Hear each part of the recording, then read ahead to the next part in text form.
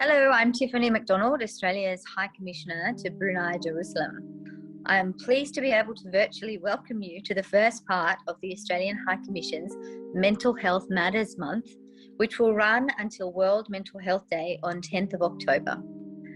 As close friends, Australia and Brunei are working together to make a difference and address mental ill health.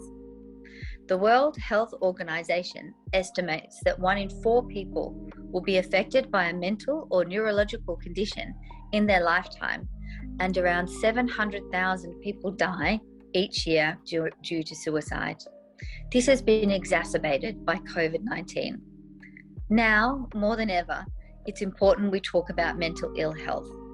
In Australia, it is estimated that half of Australian adults will, at some time during their lives, be impacted by mental ill health. For me personally, I know the impacts of mental ill health, as my father suffered depression and ultimately lost his battle when I was a young woman.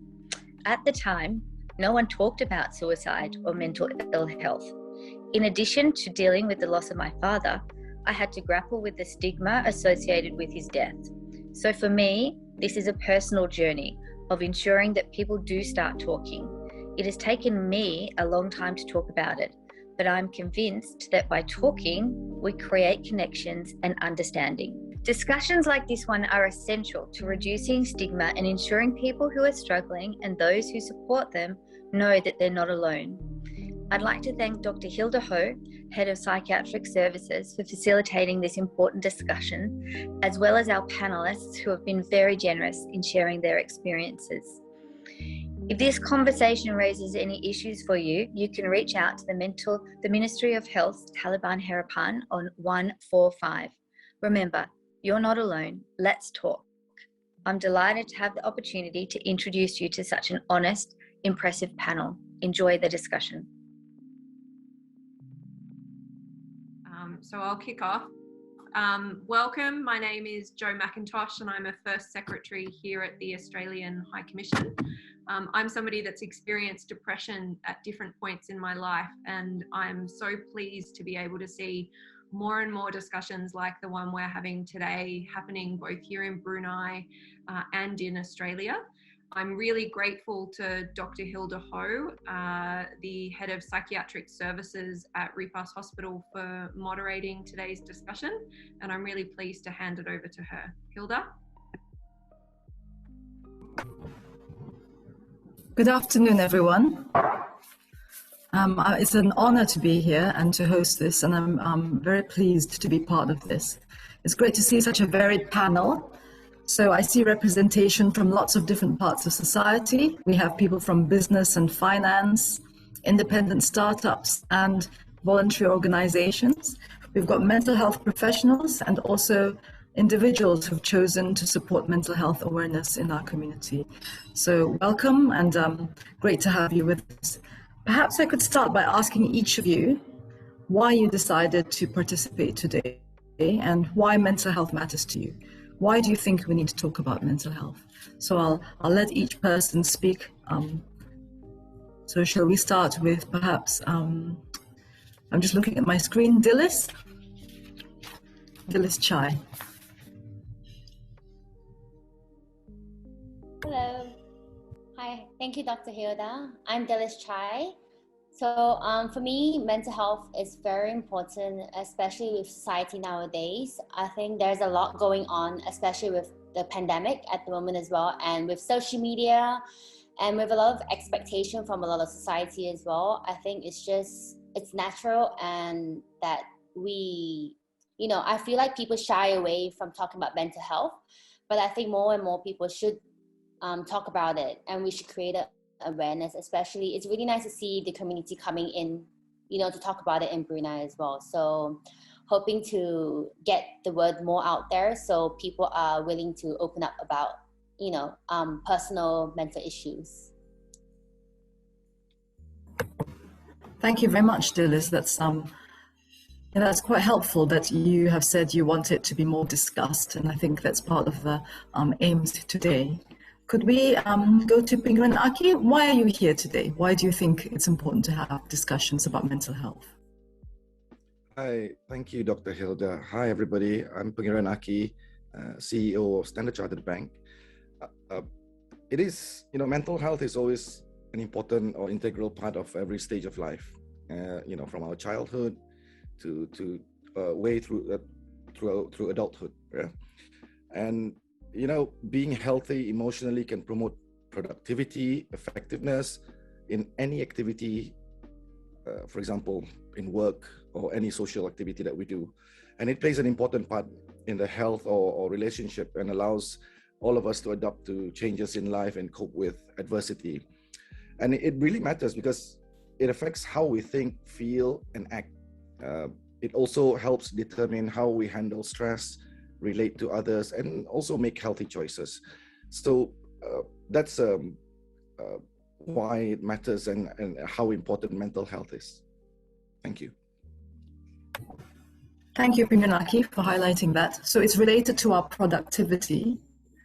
I'll move on to Rasyidah. Why are you here today? Hi there, Dr. Hilda. So I'm a mother of a 2-year-old, first-time mom. So I was in the first wave of the pandemic when there was total isolation, there was a lockdown. And during that time of confinement, I felt quite, all the senses were heightened. And this is me having an awareness on a lot on that. So why I'm here is because my platform OhBabyBean has recently gained a lot of community and traction on mothers with a lot of issues, especially on postpartum topics. And I am here to shed the light that postpartum anxiety and postpartum depression is real. And I would like people to be more open about talking about this transition. And I would say to normalize postpartum anxiety and how it could manifest into something bigger if it's not managed properly. Thank you for that. I'm a mum too, and I can certainly relate to what you're talking about. And I think most mums know exactly what you're talking about. So thank you for participating. Yeah. I think we'll move from women to men. I think we have Shaikh Fadilah here. Why are you here today? Hi, good afternoon, Dr. Hilda, and good afternoon, everyone. I'm Sheikh Fadilah. I run an independent cafe, and I've picked up mental health awareness is a personal social cause.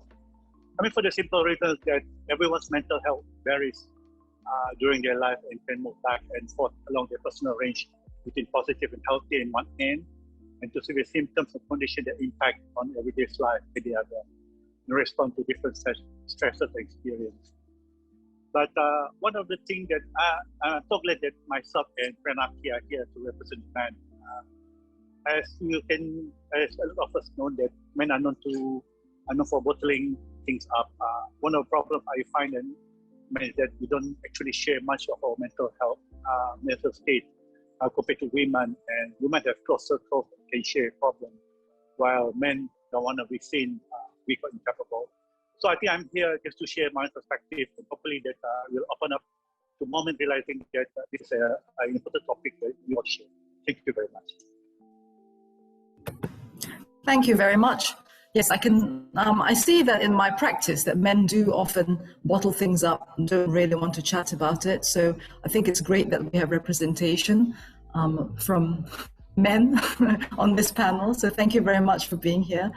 Now I think we'll move from men to children. We have Nazatul here who has worked with special needs children. So perhaps you could share why you're here today. Thank you, Dr. Hilda. I think I'm very honored to participate today because I really want to highlight that mental health services and resources should be more accessible and inclusive. So with the organization that I work in, we interact mostly with special needs or neurodivergent children and their families. And parents are really hesitant to seek help because of the stigma, and that they also don't believe that these services or resources are made available or accessible to them. Thank you. I think that's something that needs to be addressed in this country is accessibility of the various specialist and subspecialist services. Thank you for being here. Now, I think we'll move on to minority groups. So we've got Elroy Ramantan, who's going to speak up for that. Why are you here today, Elroy?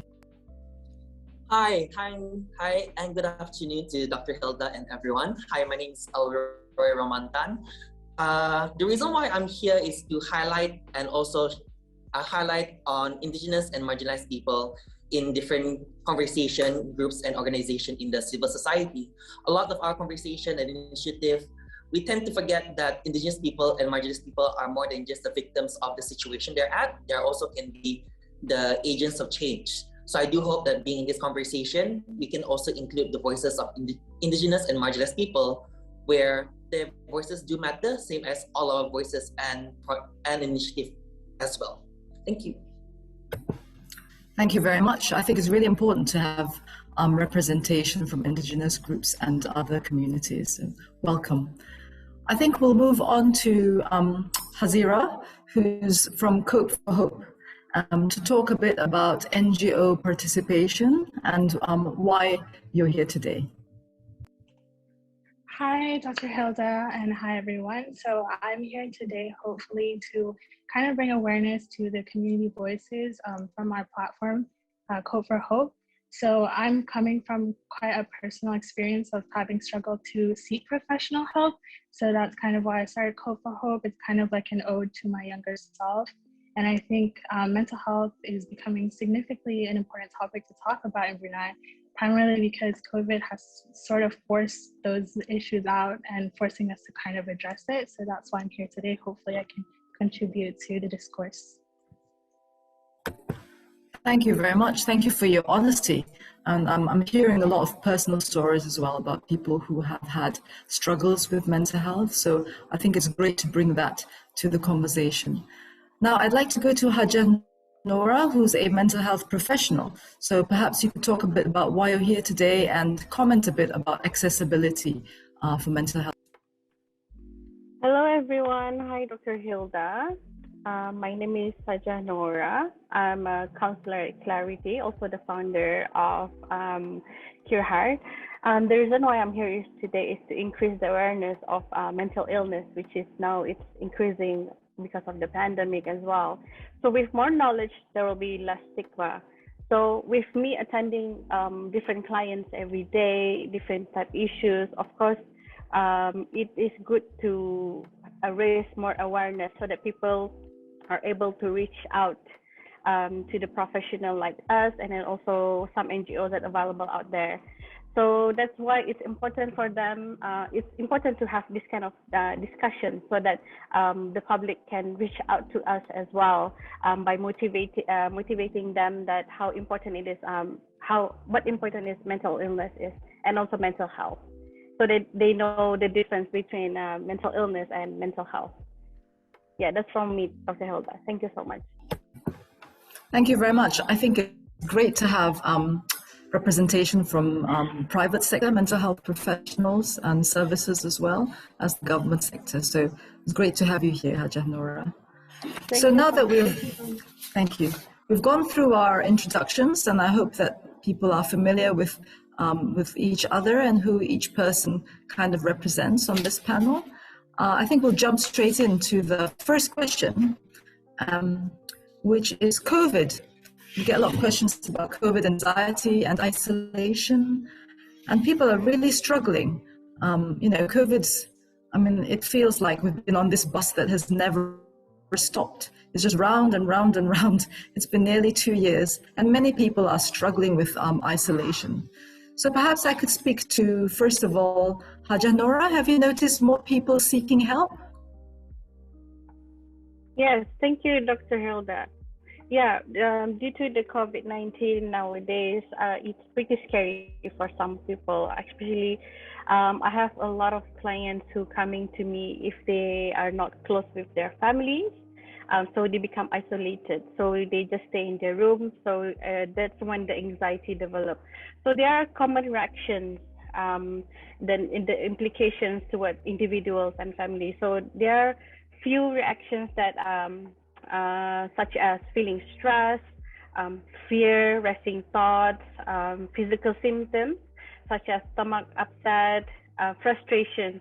These frustrations always comes when nowadays, because of the financial issues for some couples and families, yeah, and then feeling helpless for students where they don't have accessible to internet, where they have to study online. So I think yesterday we saw VSP donating some phone tablets. I think that is a good idea, especially for student who doesn't have any phones and any internet. I think Imagine as well, right? Yeah. So that's why this experience of COVID-19 is very, very frustrating for a lot of people. So they feel disconnected to their friends because they're not used to just study at home in front of the screen. They used to go to school, meeting people. So these are the things that is affecting everyone actually. So it's caused a lot of anxiety and people miss the socialization. Yeah, and if you weren't close to your family in the first place, to be stuck in the house with them is quite stressful. Yes, I can imagine that. You just lock yourself in the room. Yeah. Perhaps I could go to Hazirah. Have you noticed people seeking more help from your organization? So I completely agree with what Hajah Nora just said. I really think that human interactions are very underrated.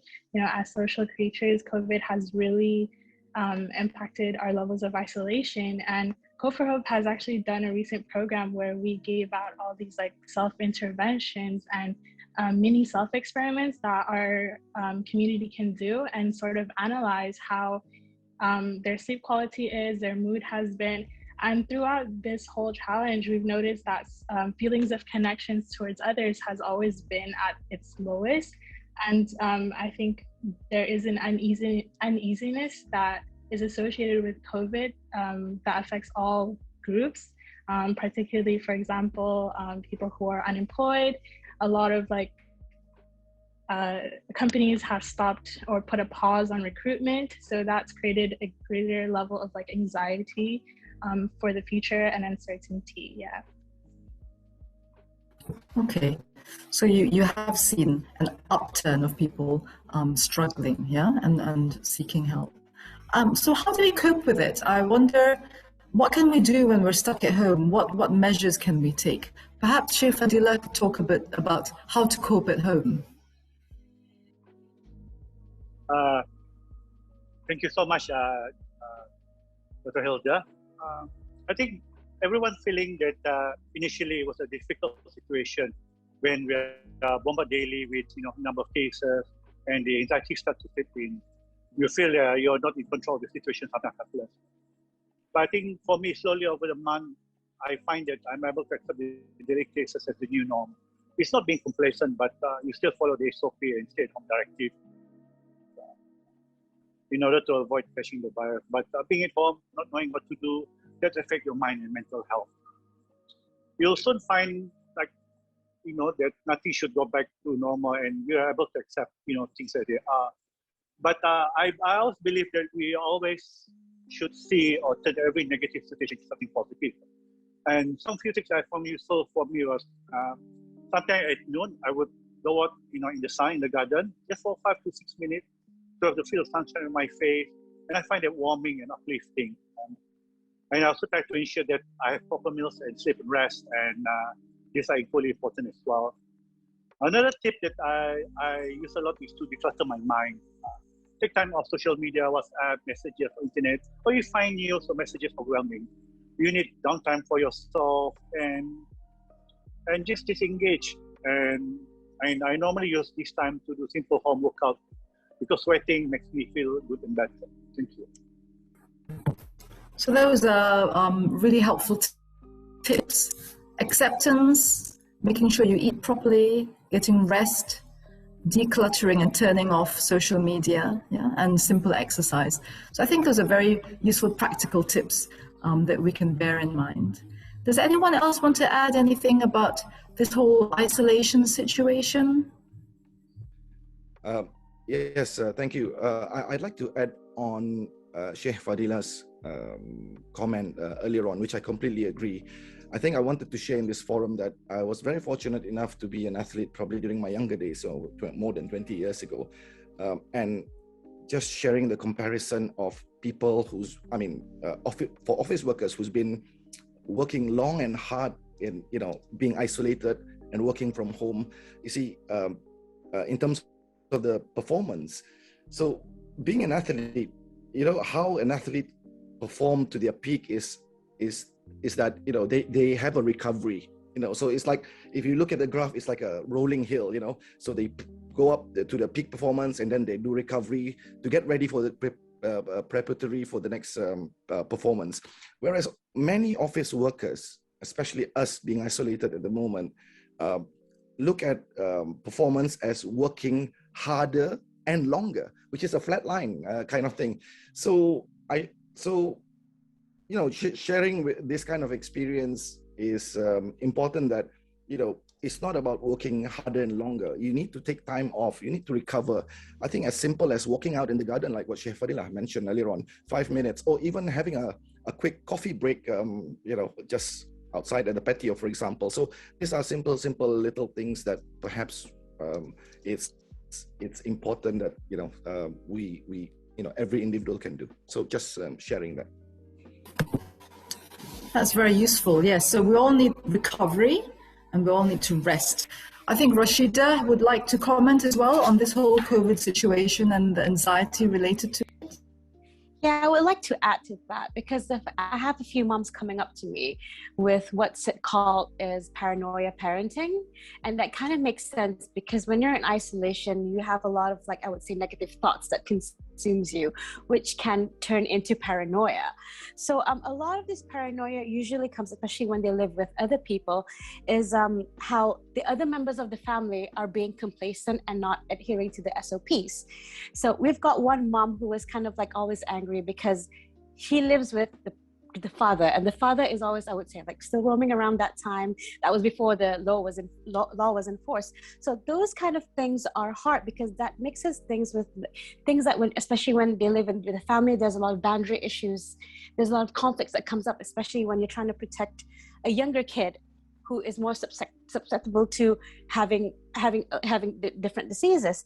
So I would say communicate expectations with family members, especially with new mothers. We need help with taking care of kid, because it can get quite tiring to take care of a kid 24/7. So we need a break, but make sure that the person who is in charge of our little one has been adhering to has been playing their roles as well. So I would say, going back to that, communicating with family members what your expectations are, and whether, kind of like set your foot down and say, like, no, this is what you should do if you want to be part of this. So that's one of the things that COVID has brought in.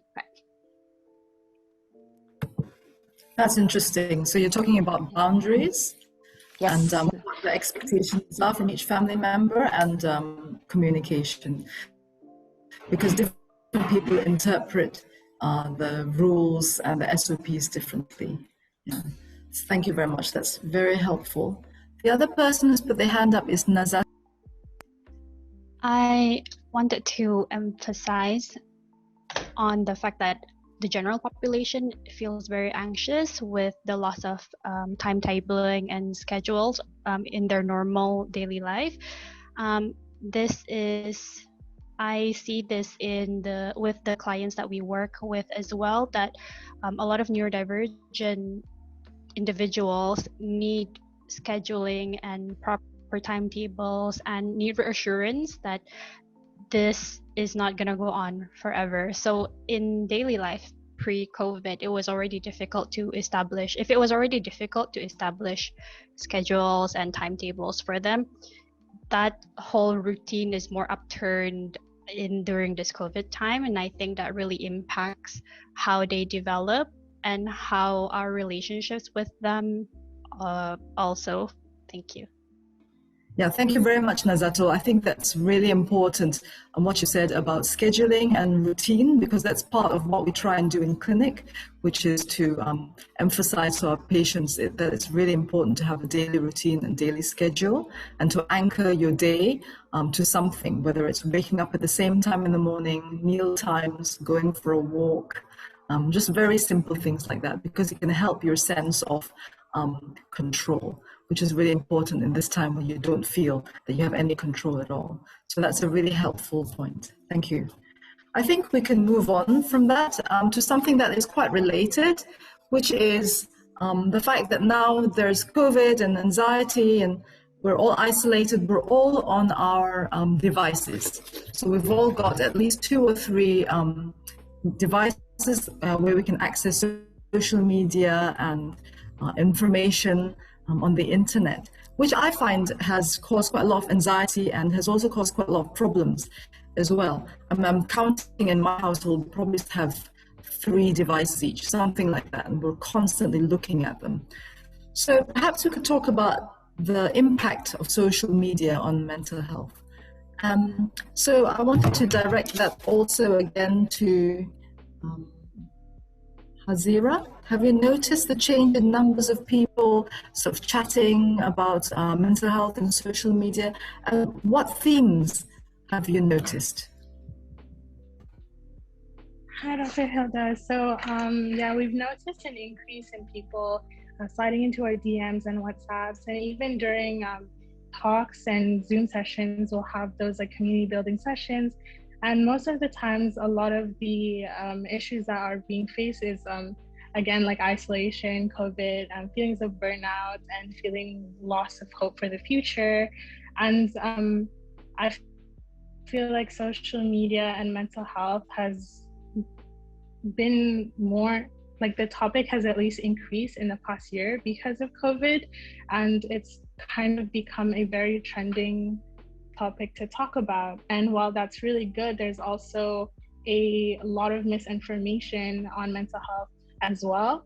So because of that, we try to kind of provide professional resources through Zoom sessions instead, and sort of give them guidance on where they can find further resources on their own if they choose to, since a lot of public health places have kind of paused their services. So it kind of acts as like an intervention or a prevention measure, at least. Thank you. I wonder if I could ask Hajah Nora, what kind of advice do you give about social media? Because this is often something that comes up in our clinical practice. How do you help people manage their mental health condition and their use of social media? Okay, social media, it's a bit hard for everyone to step back from it, especially for people who are active in Instagram, Twitter, what else, Facebook. So, and also TikTok. So everyone will spending their time scrolling, just spending time on their bed and looking all this negative stuff, something that will affect their self-esteem, right? So of course, it's not something that's easy if someone is addicted to it. So what we can do is we just have to be mindful about how important it is to do something else apart from attending our social media every day, because social media is a bit, if some people doesn't know how to manage it, so they will receive a lot of information that will affect their emotions. So that's where they become anxious, and then they will start to have their negative thoughts. So yeah, it's good to maybe access some information about, mindfulness, mental health, motivation. So so we can what do you call that? We can just, instead of reading about people's life, so why don't we do something that can give us knowledge, right? So that is something that we can do for social media. So I think what you mean is to be more selective in what we look at. Oh, and yes. Yeah. and to control the content of what we look at. I've noticed with social media, with Generation Z, is that what they call them now, that they post a lot on social media, on Instagram, TikTok. And I imagine it must be very stressful to always have to look good on social media. And, I personally have no social media. I don't really care what I look like on social media, but I can imagine if you did care, it would be very stressful and you would feel quite pressured. And I can't imagine the kind of pressure that young people must be under to always need to look good. I wonder, Dilys, Chai, if you could talk a bit about that, about social media, being comfortable with yourself and having to project this body image that has to be so consistently perfect. Can you say a bit about that? Thank you, Dr. Hilda. So with social media, I think it's very important that we filter what is on our newsfeed. So, if something is toxic or something is not making you feel good, what I always do is I always unfollow them, and I always make sure if that content doesn't make me feel good, I'm going to stop following it. Because if not, I'm just going to replay it. I'll be like, oh, why can't I look like that person? How come my life is not like that? So I think it's very easy to compare your life with someone else on social media.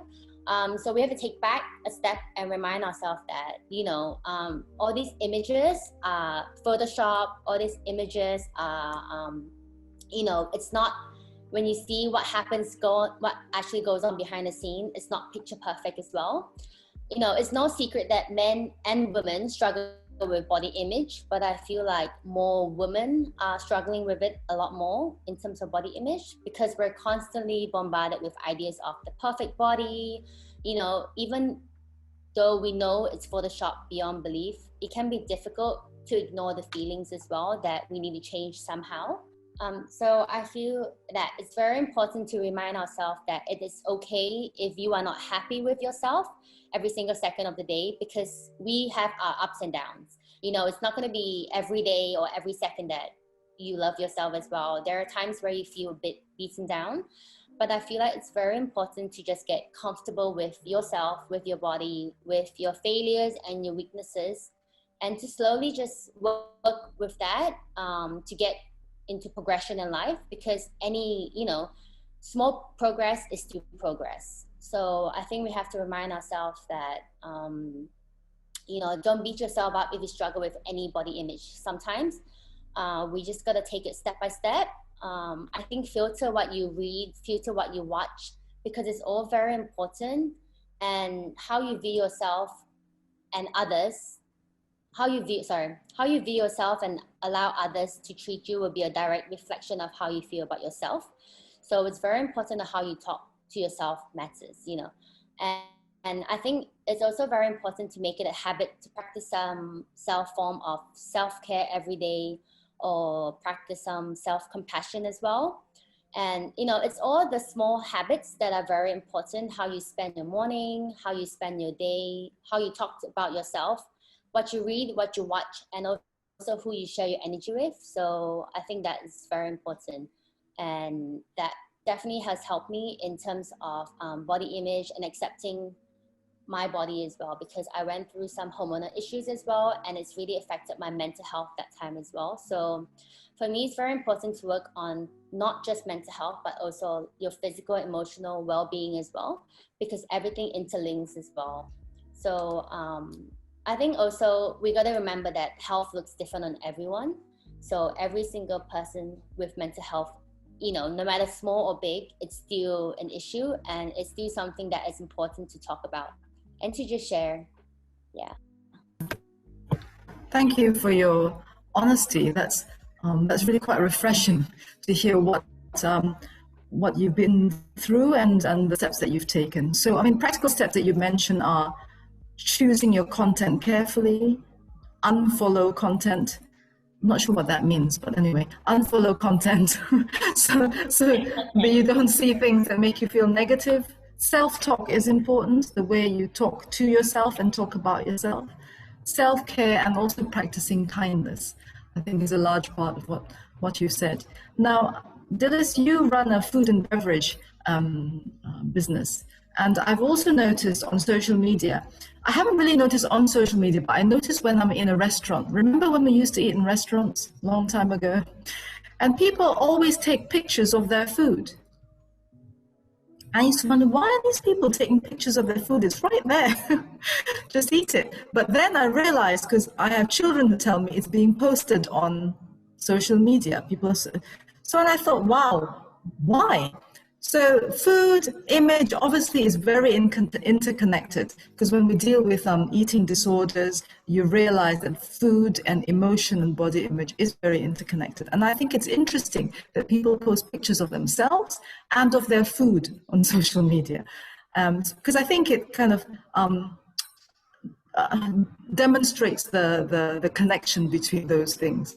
So perhaps you could talk a bit about the relationship between body image, the food industry, and how all that's related, if you have any comments or thoughts about that. Okay, yeah. So thank you for that. I think from a very young age already, we were always taught that eating well helps us look good and always feel our physical best as well. But it's more than that. Good nutrition really affects our mental health. And so I feel like having, food really interlinks with our relationship with a lot of things as well, with our body image, with our mental health, with a lot of things. And I think it's funny to say how you were saying how social media, everybody takes photos. I think it's also like, I think people want to see, they want to show off, they want to show, oh, I'm in this trendy cafe, or I'm in this new place, or also they want to show a lifestyle as well. So I think with social media, a lot of people want to show what they go through as well, or I've been to this place, I've done this thing as well. I think it's more like a sharing platform as well. And I feel like sometimes people use the platform to share and to get to more people. So I realize sometimes I think just getting the likes and comments, people feel like they're not so alone. I think that's very important to understand that all these people on social media sometimes are just liking and commenting photo, and to not rely on that to get connections, to get connected to people. So I think it's still very important to get connected to people through, through technology, in terms of, you want to call them, have a meaningful conversation through, through like FaceTime, through WhatsApp, instead of constantly being on the phone, be like, okay, I'm going to see how many likes I get. I have to see how many comments I can get from that picture.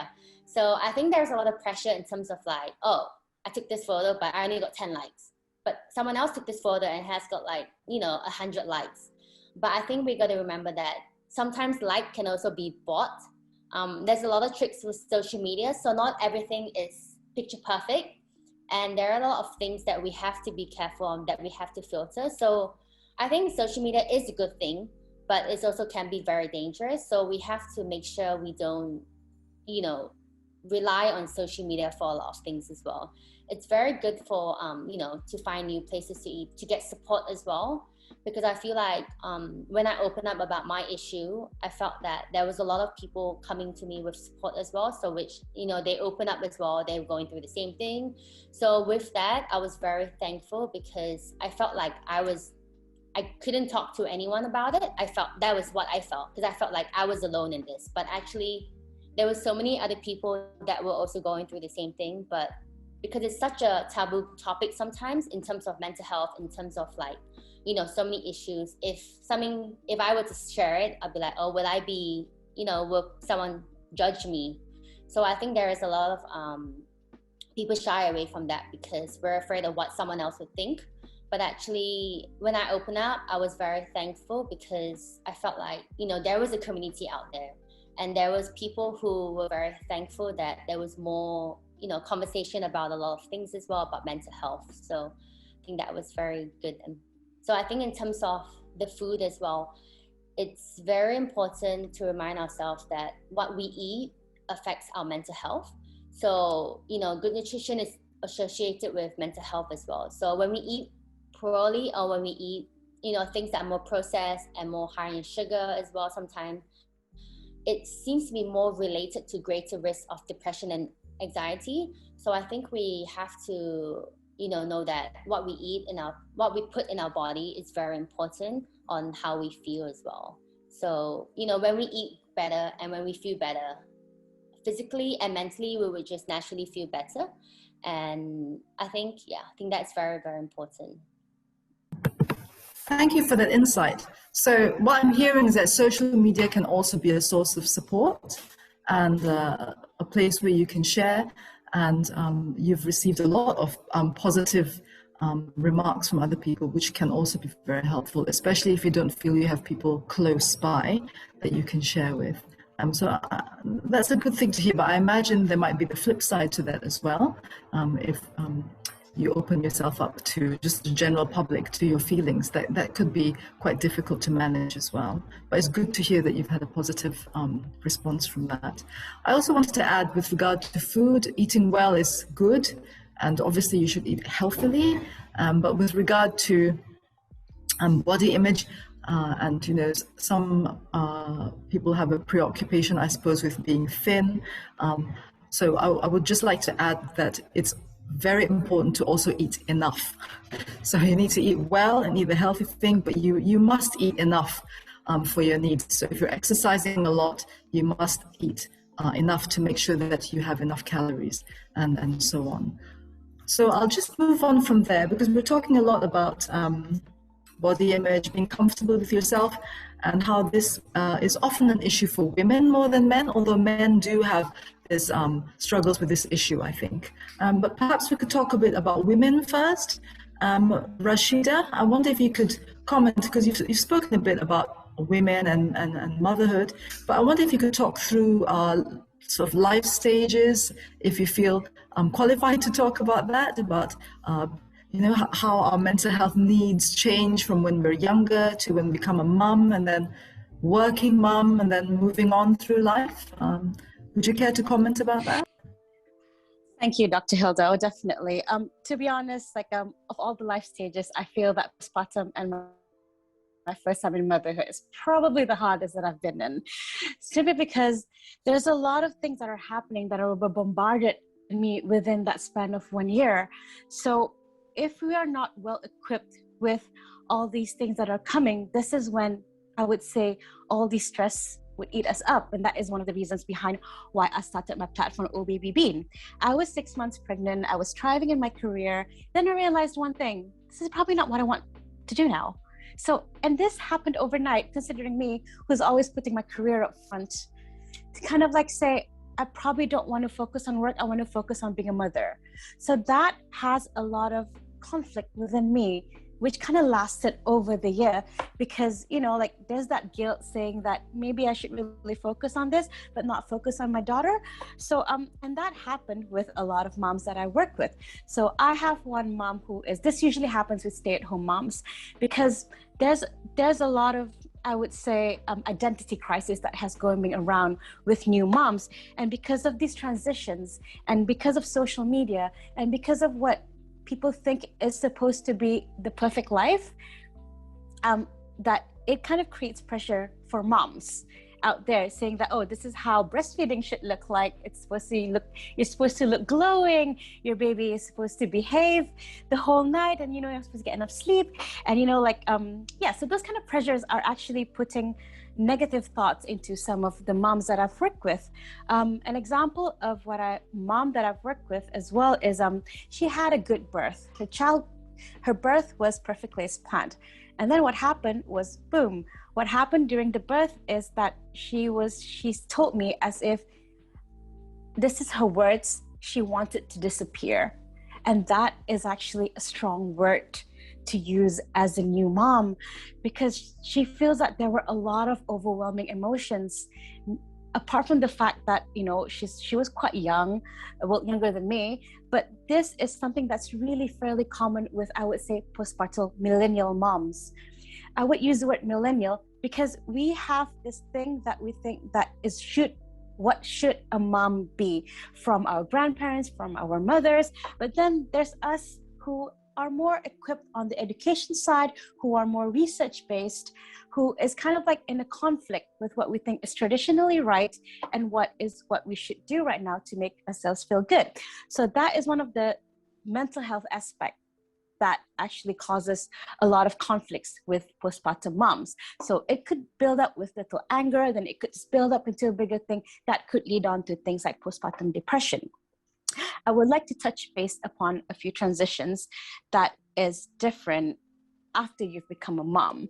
The first thing is relationships. Your marriage will change regardless of how long you've been married. A lot of moms DM me saying that they started to resent their partner. Resent is a strong word. Hate is a strong word. So what I would do to them is, I'm not on any field to do marriage counseling, but it could be because their expectations are not met, because gender roles are different nowadays. Moms work. We don't expect dads to.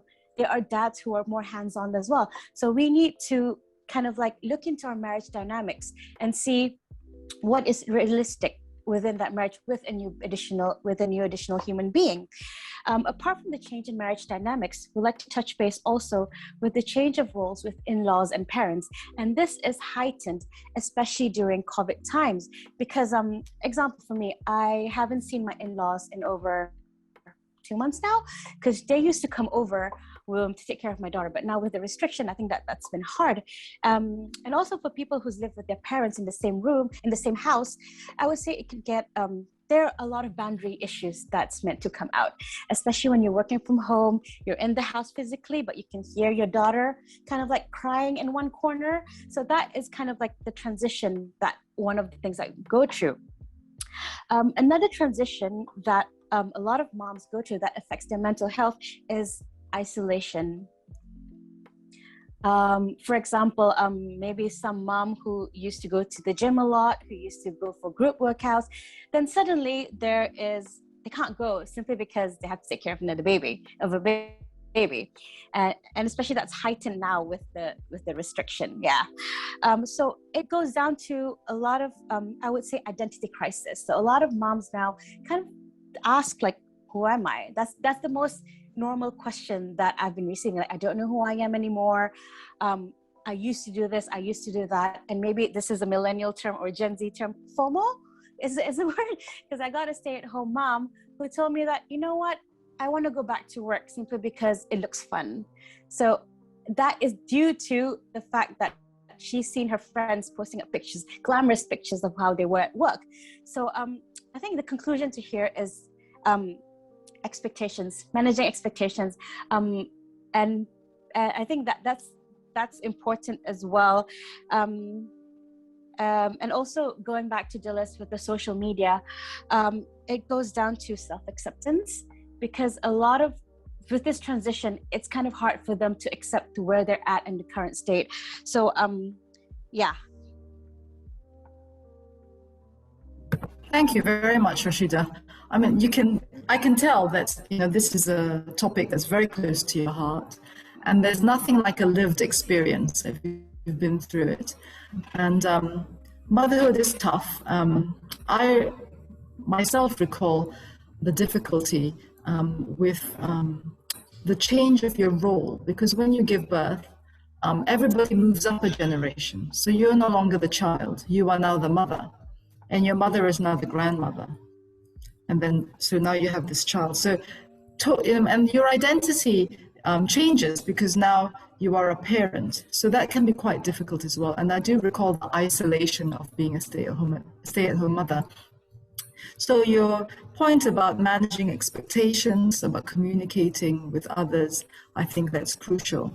And also about accepting yourself and being careful about what you look at in social media. I do recall wanting to go to work just for a break. When I had babies, I used to think, I'll just leave baby here, I'll just go to work for a break. I remember that very, very well. So I can totally identify with your friend that you were talking about there. So perhaps we could move on, because I am aware we're talking a lot about women, to mental health in men. And this is a topic that is, as we've said earlier, that's not often discussed amongst men, but I get the sense that it is more often discussed now. So perhaps I could start with Sheikh Fadilah and then move to Pengiran Aki later. So Sheikh Fadilah. Thank you very much, Dr. Hilda. I've been listening to a lot of our panelists' conversation today. I found very much insight and useful, and thank you very much for sharing a lot of your personal experience as well. With regard to this topic, I think I have to say that I'm being brave to say, to speak about from men's perspective. Looking at my childhood or growing up, I never take notice of my mental health. Because when you're young, you have worry-free mentality because you don't have much responsibility at the time, especially in your teenage years. You're expected to study and do well academically. But once you got married and become a parent, maturity and responsibilities become part of your life. That's where anxiety starts to work on you. Concerns on your children, their health, your job, ensuring there's food on the table. And as you get older and coming to retirement, you start to wonder how your mental health will be. I thought it will be easy as you feel, you no longer have much responsibility and free time.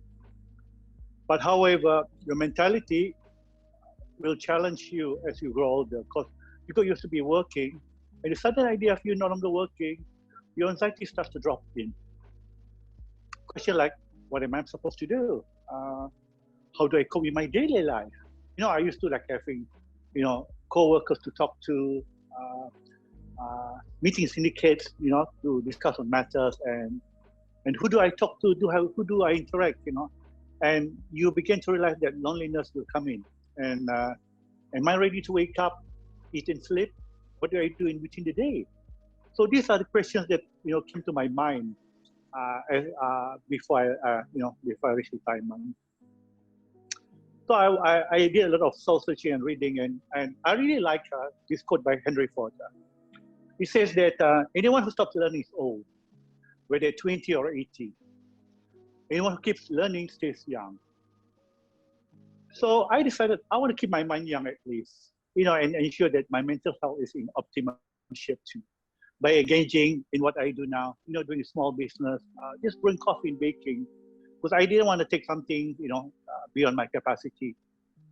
And I also realized that after 30 years performing as a civil servant, I wanted to do something different. I want to take on something that allow me to grow as a person. And I've decided to be involved in this small business. One thing I said to myself, if I fail, at least I tried. But failing is also part of growth and learning. So I enjoy the idea of creating new recipes, interacting with customers on orders, design, personalized decoration. It keeps my mind alive and surprisingly push my creativity on a different level. I've never attended baking, I've never attended flower decoration classes, but my interaction with customers, florist friends, inspiration from the internet, helped me create design and to create rays of sunshine for my clients. Having said that, I do believe it's important to put boundaries on yourself and whatever business you do, such as time of operation, answering business inquiries. They might end up till late at night. So it's important to create balance, doing something you enjoy, but at the same time allowing your body and mind to rest. If not, you'll find yourself overwhelmed and your mental state being compromised. You burn out. Learn to say no at appropriate times. Thank you. Thank you. That was very insightful about what you spoke about, which is that we need to continue growing and learning and adapting throughout life, and that we can keep ourselves creative, which is a good protective factor as well from mental health. So that's really helpful. I have been to your stall to buy a coffee, and I can definitely attest to how cheerful you are when I'm being served. Thank you very much. So perhaps I could move on to Pengiran Aki. Do you have any insights about men's mental health, particularly I think from the viewpoint of a working parent and working in industry? Sure, thanks. Look, just from that short sharing from Sheikh Fadilah has inspired me. Where he shared that he has not even know how to learn how to do flowering business or baking, but I mean, your baking food is awesome, to be honest. So that's a separate thing I wanted to share. But keep up the good work. So in addition to this mental health, especially for men, and you, as you mentioned, Dr. Hilda, in terms of being a working or a career professional, I think reflecting back in my days as a when I grew up. I think my interests coming through when I grew up being a sports person, and again I bring this back as a sports person because that's how it's important to share the difference, right? So during the my interest in that sports person, the key interest and the key motivation that you wanted to become a top national athlete, right, for example. But this comes with a lot of stress, anxiety, depression, but this has helped me learn and apply this in the workplace now, the way that I've gone into the career professional that I am. So taking more than often, you see a lot of men takes a lot of pride in what they do, and more than often you also notice that they don't require mental health advice, for example, because of the whole mindset or people seeing them as the main breadwinner, right, of the family, for example. So I think it's important in life. I mean, we go through a lot of in stages of life. I mean, a lot of mental, a lot of depression, a lot of stress. So I think my experience, especially going into the banking role, I thought firstly in my mind, what am I doing? I'm not really a banker by background, but let's go for it. But as soon as I started this role, I thought I never realized how much stress that it has put on me. And then it's long hours working. Earlier I mentioned working long and harder other than thinking of recovery, because you just want to performance is one thing in your mind all the time, because being a career person. Secondly, you just want to make sure that things go well and as planned. And then you come back home feeling tired and you just don't want to do anything else. But then, I'm, being a family man, I continue to, put work aside, but then focus on the family that I am, family man that I am at home. I have an 8-year-old boy who's very, very active and who requires a lot of attention, and that puts a lot of stress as well. So it's like, wake up 6 o'clock in the morning, work, and then continue until midnight in terms of trying to give that attention to all sorts of things in my daily life or my daily routine. So I think it is important. Sometimes I do feel honestly, I've experienced a lot of us in especially colleagues that I work with. I've experienced and seen quite a number of them requires a lot of help in terms of the well-being, whether it's physical well-being, whether it's mental well-being, right? It is a reality. It's true. And again, I do advise that, especially for men, asking for help is not a sign of weakness. All of us know that. It's in fact a sign or a show of strength. We really need to go forward. I think, advice to all men out there. I mean, we do really, we can't play or take things for granted when it comes to well-being, whether physical, mental well-being. It's very, very, very important. And you get burned out at the end of the day. And how do you manage that burnout? And more so when you think you are the breadwinner of the family, you need to be super healthy. You need, all sorts of factors that comes in play needs to be thought of and managed it very well. So that's just a sharing from me, Dr. Hilda, from a men's health perspective. I hear what you're saying. Thank you, Pengiran, about the pressure, the relentlessness of it. Go to work, come home. Go to work, come home. Look after the kids and so on. But I guess what you're saying as well is that we are not machines, right? We can't just keep performing. We have to rest and we have to grow. And in order to grow, you need, if you're a plant, I suppose you need food, you need water. And for us, we need help. And we need time to recuperate. And men or women, we need to have insight into that and to admit that from time to time, we need to take time off and have rest. So thank you very much for that insight. I want to move to Elroy now. I'm guessing, Elroy, that you are possibly Generation Z. Maybe looking at you on the video screen. Perhaps you could tell us a bit about your background and also from a sort of millennial Generation Z perspective to talk about men's mental health as well. All right, thank you, Dr. Hilda. To be clear to everyone, I am actually the youngest millennial, but the oldest Gen Z. So just giving it clear to everyone, on my side is that when it comes to mental health on our side, it's quite, how to say, it's much more acceptable compared to the millennial side. Is because thanks to the millennial, where they keep on giving awareness on the problems, on situation, on mental health and also self-care, it paved the way for Gen Z, where it is acceptable to also voice out. And because of it's able to voice out in the past, we already have resources available for Gen Z individuals. I also like to give a highlight on accessibility on resources on mental health to marginalized people.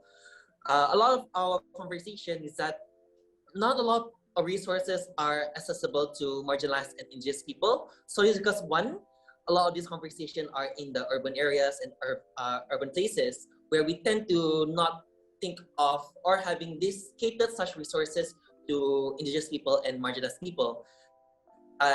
As much that we are privileged that we're able to have self-care, we're able to get self-care and buying things and also have the comforts of our home in isolation area, but we do have to know that some marginalized people, mostly on marginalized people in migrants, they do not have such accommodation on places where they are able to be to social distance because of where the situation the way they were. So we do have to highlight that such resources should be accessible and such accommodation should be accessible to marginalized people.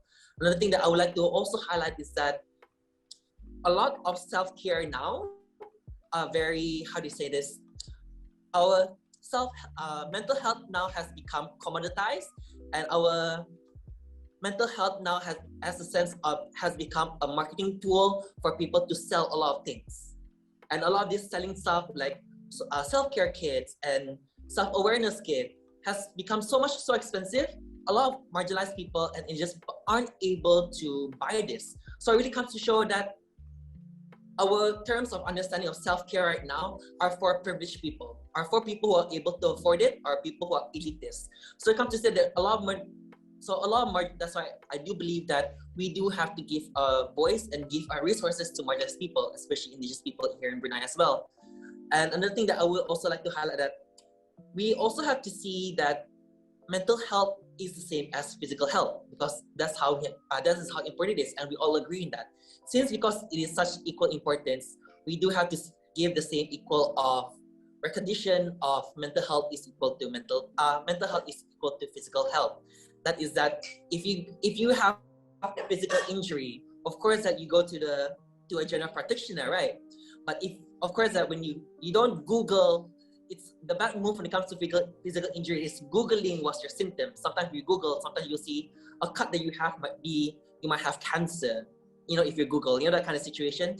Even in the same sense, when we do have mental illnesses or mental symptoms, the least likely that we should go for is actually Googling what our symptoms are, because sometimes that could also be judgmental. So we should also see the same importance of mental health practitioners, and also mental health practitioners same equal as general practitioner. Why the reason why I give highlight on this because that a lot of it is great that we have mental advocacy and also groups that are popping up because of this pandemic. But we do have to realize that are these mental health advocacy and groups are certified? Same as doctors, physical doctors are certified, shouldn't our mental health doctors should be certified as well? Because it's quite dangerous if such practitioners does not have certification to take care of different illnesses and also situations. So that's what I like to highlight on is on accessibility on marginalized indigenous people and also certifications of mental health practitioners. So yeah. Thank you. That was, I was trying to write notes as you were talking. That's a lot of content. And I do agree with you, Elroy, that mental health has become a commodity and it's for people who can afford it and people who are in urbanized areas. And I am aware that there are many rural communities that struggle to access good mental health.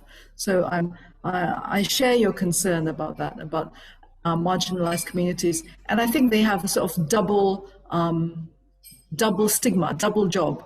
You know, when you have a mental health condition and you are a minority group, so you're sort of double disabled, if you like. You have to cross a lot more bridges than other people. So I agree with you.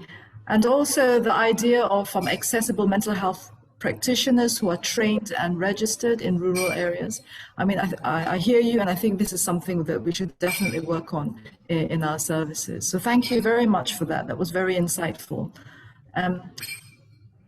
Yes, and I'm not sure what you mean by youngest millennial, oldest Gen Z, but I'll speak to you in private later. And perhaps we could move on to Nazatul to talk about another sort of marginalized group or minority group, which is kids with special needs and other such groups. So over to you, Nazatul. Thank you, Dr. Hilda, and thank you so much, Elroy, for highlighting those issues.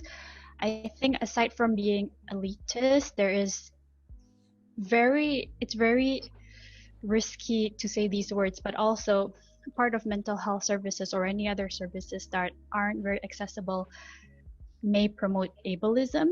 And then ableism, I think, must be removed in the community's mindset when people want to have discourse like this or even start to provide services and help for marginalized communities, including the disabled communities or communities who require special needs. So the voices of the disabled person and their families must be heard, which I'm really appreciating that Elroy is included in this conversation with us because he can represent people.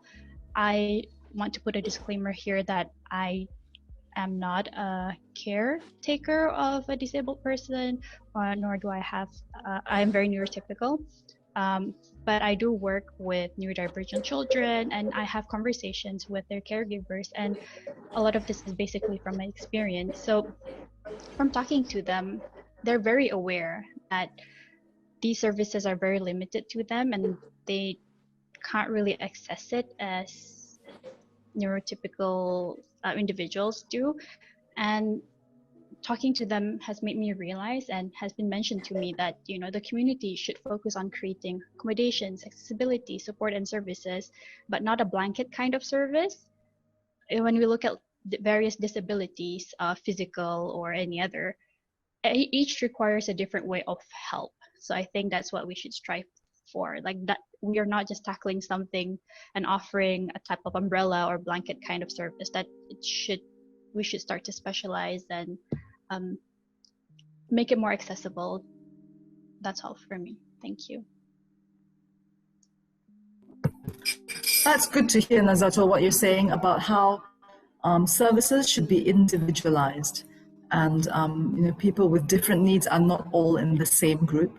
I think many years back when I started working in mental health in Brunei, I heard the same narrative, which is that people with mental health problems are kind of all the same, and it's one size fit all services, and that is, you know, quite untrue. And I suspect that that's that idea of mental health being all one thing is now moving on to special needs being all one thing, which is not true. And I think it's a necessary process that we have to go through in our society to educate people and to build up awareness. So thank you for highlighting that. I wonder if we should talk a bit about mental health in schools, because this is something that I think I have a personal interest in. And I wonder, Nazatul, if you could comment on that, whether we should teach mental health awareness in schools and equip children with the necessary skills to remain mentally well, especially now in the COVID era. And this is going to be an era, it's not going to be a flash in the pan. Other countries are teaching children about how to manage anxiety. I wonder if you have any thoughts or suggestions about that, Nazat. Thank you, Dr. Hilda, and I'm very excited to answer this question as well. It's because, yes, of course, the only correct answer is, of course, we should start mental health awareness in schools or at a younger age. And I think part of the reason why Gen Z or the newer generation is more accepting and willing to talk about mental health is because, you know, the internet has normalized the conversation for them. So there's a lot of discourse online, there's a lot of discourse in their own circles, but they're also very wary of how to portray their mental health issues to somebody of the older generation, for example. So I think the newer generation is very aware, and what we can do in our position is just to provide the correct information and teach and nurture coping skills in those settings. So, for example, a lot of countries have started to implement like mindfulness coping skills or mindfulness interventions from elementary.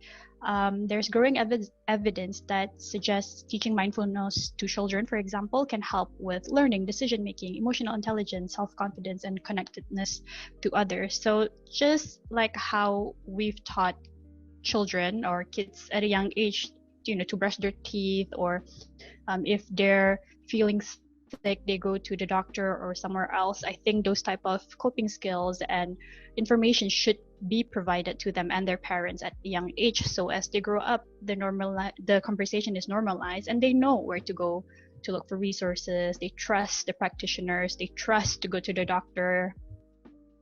I think it's really important for this type of education to start from a very early age. Thank you, Nazatul. I think we're singing from the same script. We should definitely equip young people and people in schools with the basics of how to remain well, because we teach people how to remain physically well. And our mental health affects so much of our life. So I totally agree with that. I wonder if I could move back to Elroy to talk about how can we improve mental health education amongst minority groups? How do we reach them? Any thoughts? I think one of the first key ways is actually wanting to reach them and to actually reach them.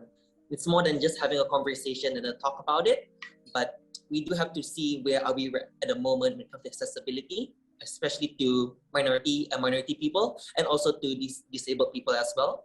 A lot of our resources are always in Bandar, and then if there is anything, it's always in urban areas, or mostly, I believe that a lot of the resources you go to a psychiatry is either to go to a private one. There's also in Bandar, and also to a government hospital is also in Bandar. So, but we do not have such same resources in other parts of this district, and what more again, that we do not have such resources in rural area as well. So we have to cross the threshold and burst our own bubble, and to cross around to district. Hey, do we need these resources? If the reason why we do not realize that if people outside our circles need these resources, because most of us in this conversation, a lot of us here are mostly from the city. A lot of us here are from Bandar. Although I'm from Kibi, but majority that I work in Bandar. So I come to realize that a lot of the resources that, hey, there's not much here in my community if I go back to Kibi. What more if it's a marginalized community deep in the rural areas as well?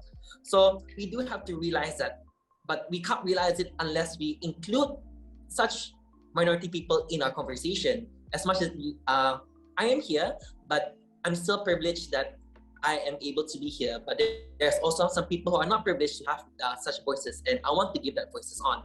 So how can we include how can we make such resources accessible? The first thing is to include minority and indigenous people in our conversation to show that there is a plight of a need of resources on it.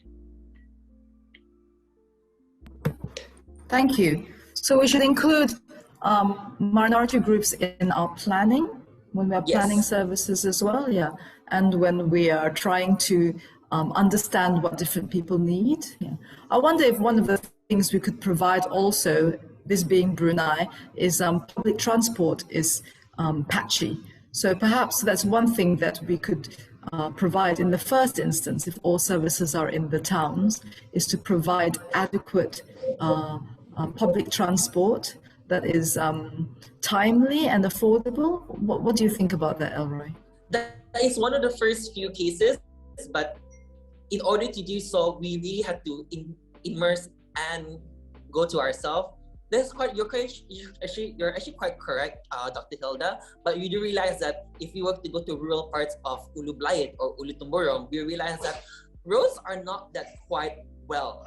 So it comes to show that infrastructure is one of the first things that we should also do first before we do our actual initiative. So roads are one of the things that are one of them, and also that because now we're in the monsoon season, a lot of flash floods are happening, and a lot of these roads are not actually well, and also a lot of floods have disconnected such communities from being accessible to us and to us to them as well. One is that is also when it comes to infrastructure is internet connection and accessibility, which some of us are experiencing in terms of education to online learning. What more if you are in a marginalized community where internet connection is not even good or accessible at all. So it comes to show that as much as our advocacy are our mental health illnesses, but we are privileged to have such infrastructure to support us on such initiative and also such challenges and issues. But there's some people who doesn't have such infrastructure to support such issues. So yeah, I do believe that infrastructure is quite an important thing to actually solve first before we overcome such issues. Thank you very much. I think I acknowledge what you're saying, and I think that the first thing is that we should want to reach these communities. There has to be a desire and an intention, and I fully agree with you there. Okay, thank you everybody. I think it's been quite a fruitful discussion so far, and I'm hearing a lot of useful tips and also a lot of personal experience and also a lot of advocacy for various groups. So that's very encouraging. Perhaps I could turn the conversation back into more practical tips and ideas about how we can look after ourselves. And, you know, we get a lot of questions about how we can equip ourselves, how we can look after our mental health. So I would like to give each person on the panel a chance to talk about that. Perhaps we could start with Dilys Chai. Thank you, Dr. Hilda. So I think for me, it's very important to make sure to schedule your day. So for me, it's very important to start your day off right as well, because that sets up the whole day, because it's so easy for you to be at home sometimes for you to fall back into unhealthy habits. So for example, we'll be like, oh, don't feel like doing this, you know, I'm a bit lazy to do some exercise. Or sometimes you just want to sit there and, you know, you don't communicate with your friends, you don't see your friends, so it gets very lonely as well. I feel that it's very important to still keep communication with, you know, your loved ones and your close friends, especially through technology, because we're at a space where with the pandemic as well, there's a lot of isolation. So I think to not isolate yourself even more, but to reach out, you know, just call your friends, call your parents, you know, if you're not staying together. And also, I think it's very important to fit in some daily physical exercise. So no matter what you do, just anything for you to like, maybe even like a 10-minute yoga or some breathing exercises, some, you know, some squats and burpees, body weight stuff. Anything is still better than nothing and just sitting around. at least after you do that, you'll feel better. And then in terms of adding that to better nutrition as well, so maybe this is a good time to get in the kitchen and to try out new things as well, to, you know, to get in good nutrition. So overall, it's helping you with physical, but also mental health, and hopefully, and also I think it's very important to carry on doing what you love doing as well. And to, you know, even if you feel like, oh, I can't do this outside, can I learn something new that I can do that involve, you know, me being at home as well, learning a new set of skills. So I think trying to get into a routine as well is very important. Thank you. Thank you, Dilys. That sounds like very practical tips that people can follow. And I'm hearing a lot about intentional self-care. I think routine, looking after your physical activity and what you eat, and being more creative in the kitchen. Thank you very much. Perhaps we could move to another cook, Chef Fadilah. Can you share some ideas or suggestions of how we can equip ourselves and look after our mental health? Thank you very much, Dr. Hilda. I want to speak about mindfulness. Earlier in the session, I spoke about, you know, how our mental health varies throughout our life and can move back and forth along their own personal range between positive and healthy on one end, and to severe symptom condition that impact on everybody's life at the other end. I understand that, I think, as I said earlier, men are known for bottling things up. One of the problems that I find in men is that we don't actually share much of our mental state, much compared to women. And women have close circles that they can share problems over coffee, while men doesn't want to be seen weak or incapable. They try to stay strong all the time. This is just how societal perceptions are. But when you're feeling down, taking action to call in extra support is the responsible thing to do. Trying to go it alone when you feel down increases the risk of depression or anxiety, going unrecognized and untreated. Effectively managing your mental health can give you significant improvement in your quality of life, increase your capacity to support your family and your friends, and let you perform at your best. I do believe that men do need to ensure that they do get professional help.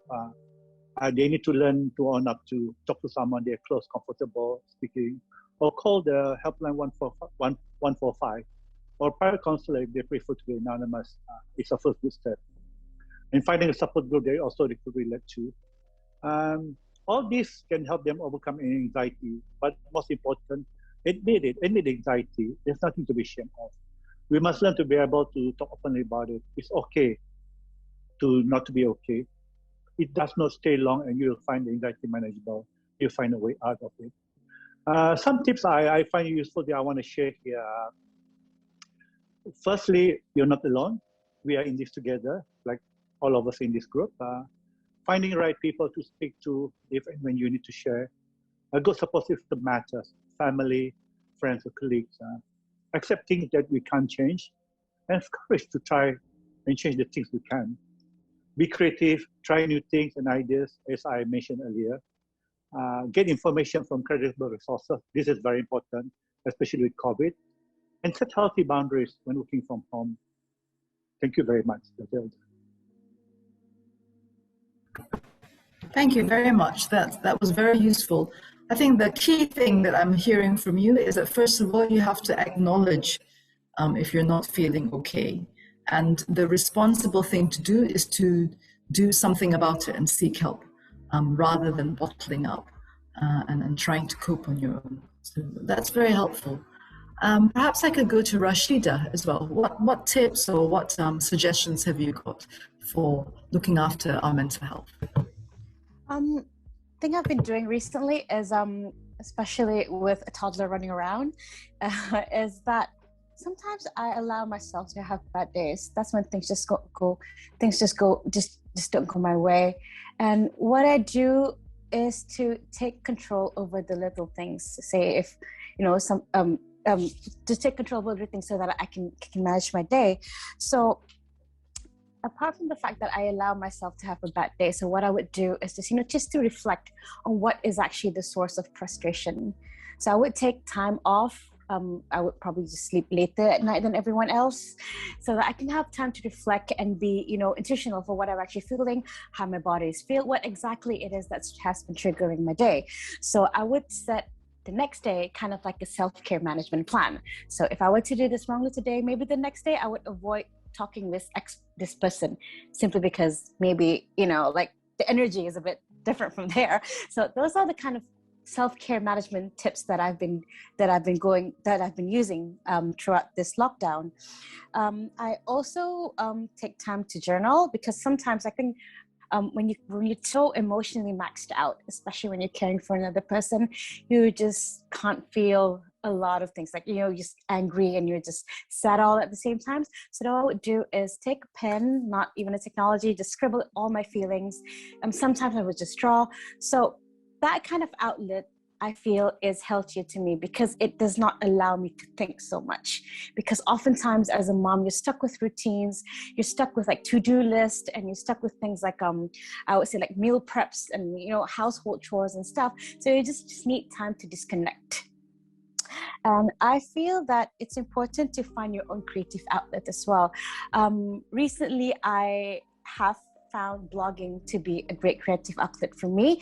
I use that with my platform OhBabyBean. So I've been writing quite a lot on how moms feels like, and with that that contribution, that sense of contribution, makes me actually feel better.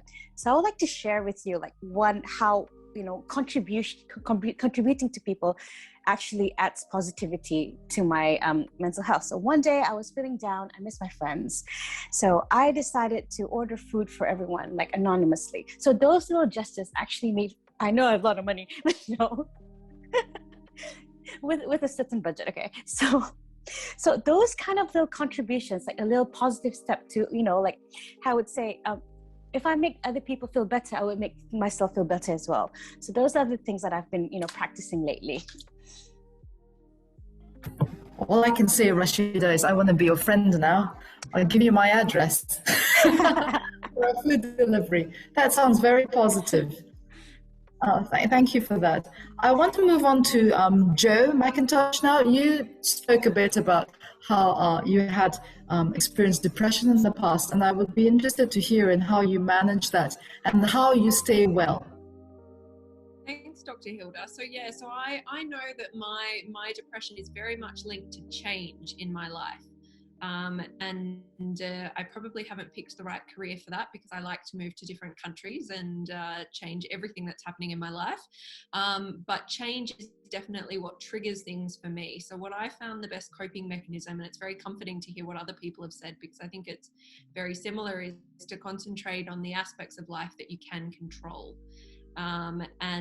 Sometimes you've got to recognize that there are some aspects of life that you're not going to be able to control. I think it's very true in the current COVID-19 pandemic.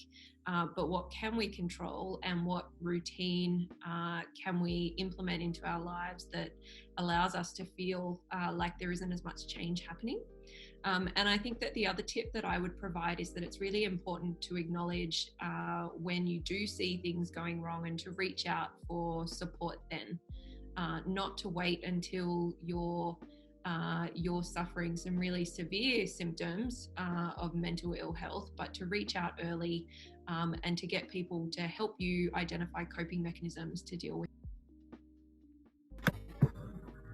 I wonder if, thank you very much, Joe. That's really helpful. So, you've just emphasized what we've been repeating. I think there's a recurrent theme, which is to control things that you can and to seek help. So I think that's a very powerful message. I wonder if I could move on to Pengiran Aki, and you said you have an 8-year-old, and I wanted to ask you a slightly different question about how we can help ourselves and equip ourselves during this COVID situation with the unbearable role of being a parent looking after a child who's studying online and working from home some of the time and still remaining well. Have you got any tips on that or any suggestions? Well, it's a good point that you make. I actually wanted to ask tips from some of the panelists here, in fact, because it is the feeling that I feel right now. As exactly what you said, Dr. Hilda. Coping up with the work that I do. That each and every of us individual work that we do. But for example, as simple as trying to cope up at home, helping my 8-year-old boy to do his online learning is very, very stressful, I must say. I have no teaching background, to be honest. That's one thing. Secondly, to make them listen is another thing. They take things for granted when they have parents around compared to their real teachers. Right? So I always try to balance out things. I always remind myself and tell myself that this is always going to be a challenge in life. As Joe mentioned earlier on, I think all of us have to accept the change. It's not easy to adjust to life, honestly. And we are facing this immensely at the moment. So we just continue to adjust. And I would say that I'll bring you back to some examples that I've experienced within colleagues within the bank as well. More than often I see also that people, the issues that we see coming out is, from a mental health or stressful or distress relating to family and parenting issues, for example, of course, work-related issues, maybe interpersonal conflict as well, and mood-related issues such as anxiety and depression, right? And a lot of these issues are, they feel very, very overwhelmed. And I do feel the same as well. Every time every morning, the first thing I wake up and think, okay, this is another day. What do I have to do? So I do feel that anxiety, and I know the overwhelmed feeling that I have to go through, the stress feeling that I have to go through. For example, and you don't have enough hours in the day to, which leads to frustrations, right? So, but I think a lot of the panelists have covered things and very, very, very important good points. For example, I think do a recovery, do a check-in with, even a social check-in with your colleagues. Through Zoom, through WhatsApp, or any channels of communication, and as Dilys mentioned earlier, plan or start your day. It's becoming a routine, of course, now, although I really feel that, like what you mentioned, Dr. Hilda, I just want to escape and just go straight to the office and leave the house, right? But yes, it is, I'm experiencing, it is coming on to me, but of course, I'm not to the point where I need to reach out yet, because the good and positive thing about the bank, again, if I can share, is that we have quite a number of initiatives that we do give out to our staff in the bank, because we are very committed to bring out the best in all our colleagues. Cultivating a good work environment promotes positive well-being and healthy lifestyle. So we've initiated a number of initiatives which covers a couple of pillars as well, so mental, physical, social, financial pillars. And we've also started accelerating the right tools for people like me, so that we are able to access this kind of help if required. We have our employee assistance program via Clarity's professional counseling services, and we do have our own digital app that we created as well, which is called Unmind. So this app is basically to empower ourselves to measure and understand and improve our own mental health and well-being, so we can go onto this app on daily basis, and it helps us to see how our reaction is, how are we feeling. So this kind of tools that we have is quite useful, I must say, to help us, and it's quite useful for me as well on a daily basis to see how I'm coping up. So yeah, that's just sharing from me, Dr. Hilda. Thank you very much. It's good to hear about a workplace that's encouraging good mental health amongst their workers. That's very encouraging to hear that they've actually put in a program for looking after the mental well-being of colleagues and workers. So well done, SCB. That's very, very encouraging. I wonder if I could move on to Hajah Nora as a professional to talk about how we can equip ourselves and what advice you would give to people. Okay, hi everyone again. Okay, so it's good that we have listened to different various of tips from Rasyidah, Pengiran, Dilys, and Joe as well. So there are a few things that I just want to add on, maybe from a professional side. There are some people would like to have a spiritual self-care, okay? So the spiritual self-care we like to add on, such as prayer, meditation. Maybe we can join in with spiritual community, go to the mosque, and then ask for forgiveness, finding purpose and meanings in our life. So that is one of the a different self-care that we can look into. And then such as people support. We also need support from everyone. We need support from our family, from our friends, our therapists, maybe also like attending different type of support group. We can go to Rasyidah after this. I mean, just mothers, okay? And then community services, also day treatment. So these are the things that that we can add on to our self-care. Also, we need to remember we need to have a mental and emotional self-care. Rasyidah did mention about journaling, so we can have. It's good to write down our emotions, and then maybe we can do some art therapy for ourselves, and then some positive self-talk with our husband, with our families. Now that we are in the house, we're stuck with just with our kids, so it's just good to have that just little affirmations and conversations to have the positive vibes. And talking about journal, not just talking about our emotions, it's good to have mood journal.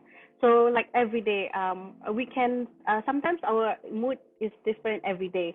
So it's good to rate our mood so that we know that maybe we can rate our anxiety as well.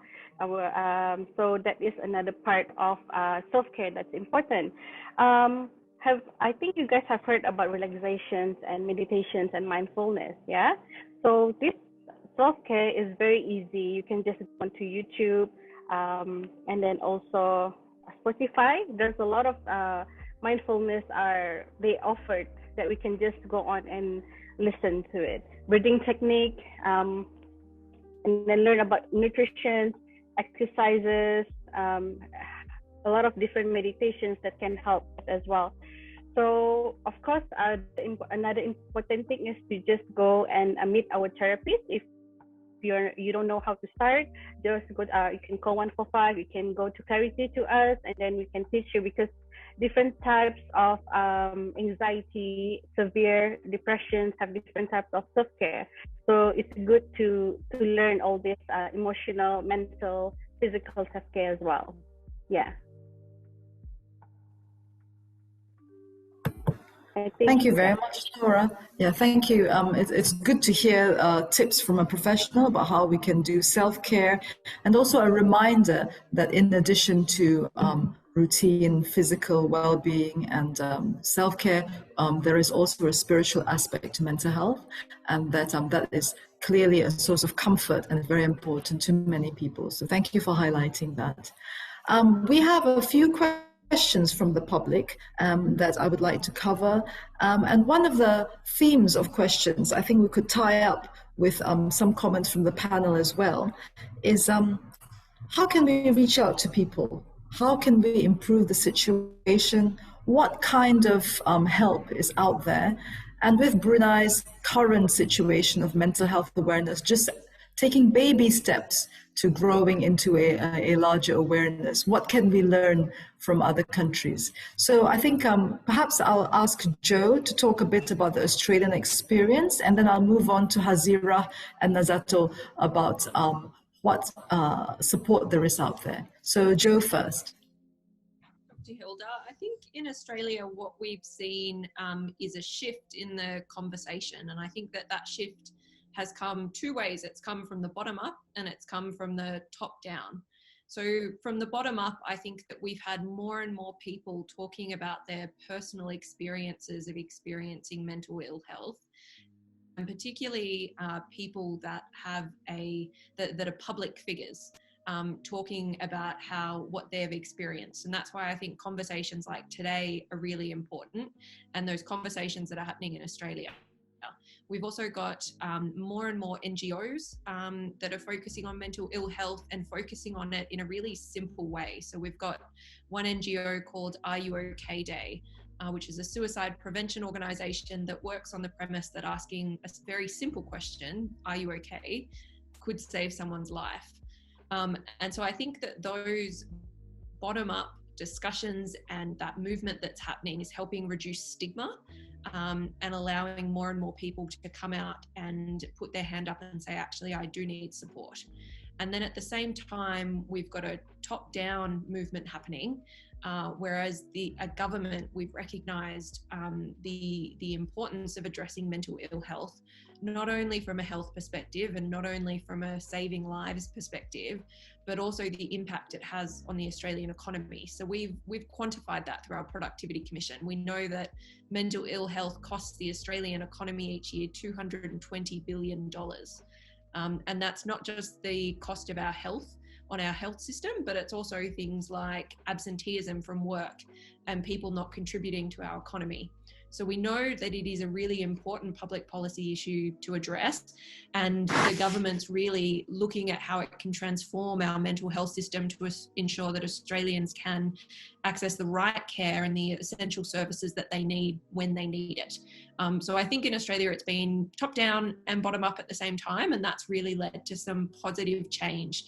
But like all countries, we've got a long way to go, and there's more that we can learn from each other. Thank you, Joe. That's very comforting to hear, actually, because I think there are echoes in that of what's happening in Brunei.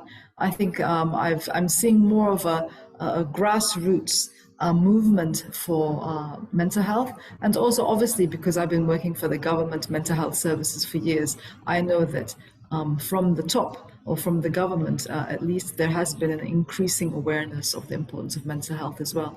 So I'm comforted to hear the similarities in that. And with that, I'd like to move to Hazirah from Cope for Hope, and I'd like you to share what is out there, what communities are out there, what supports services that are out there. So over to you, Hazirah. Thank you, Dr. Hilda. So I will be briefly talking about the resources available. So I think with the pandemic and a lot of services being put on pause, especially with mental health care, there are a lot of initiatives that are being done by the NGOs in Brunei, such as like Untitled. More to Bloom has done a series of like mindfulness practices, and so Code for Hope is also kind of aware that when it comes to Zoom sessions, it's really hard to kind of have people engage. Oftentimes, I think the community is quite shy in sharing their own personal experience. So we've made both online and offline sources available. For one that we've done in the past that's offline is we gave them sort of this like toolkit where they can be aware of like, or they can identify their triggers and see how they can put it into action. At the same time, like we also, like what Elroy mentioned earlier, when it comes to accessible support groups, a lot of this is online and not many people have internet access. So that's why that's like one barrier that we are kind of struggling with right now. I will be honest, in terms of that, to reach towards like other community groups, yeah.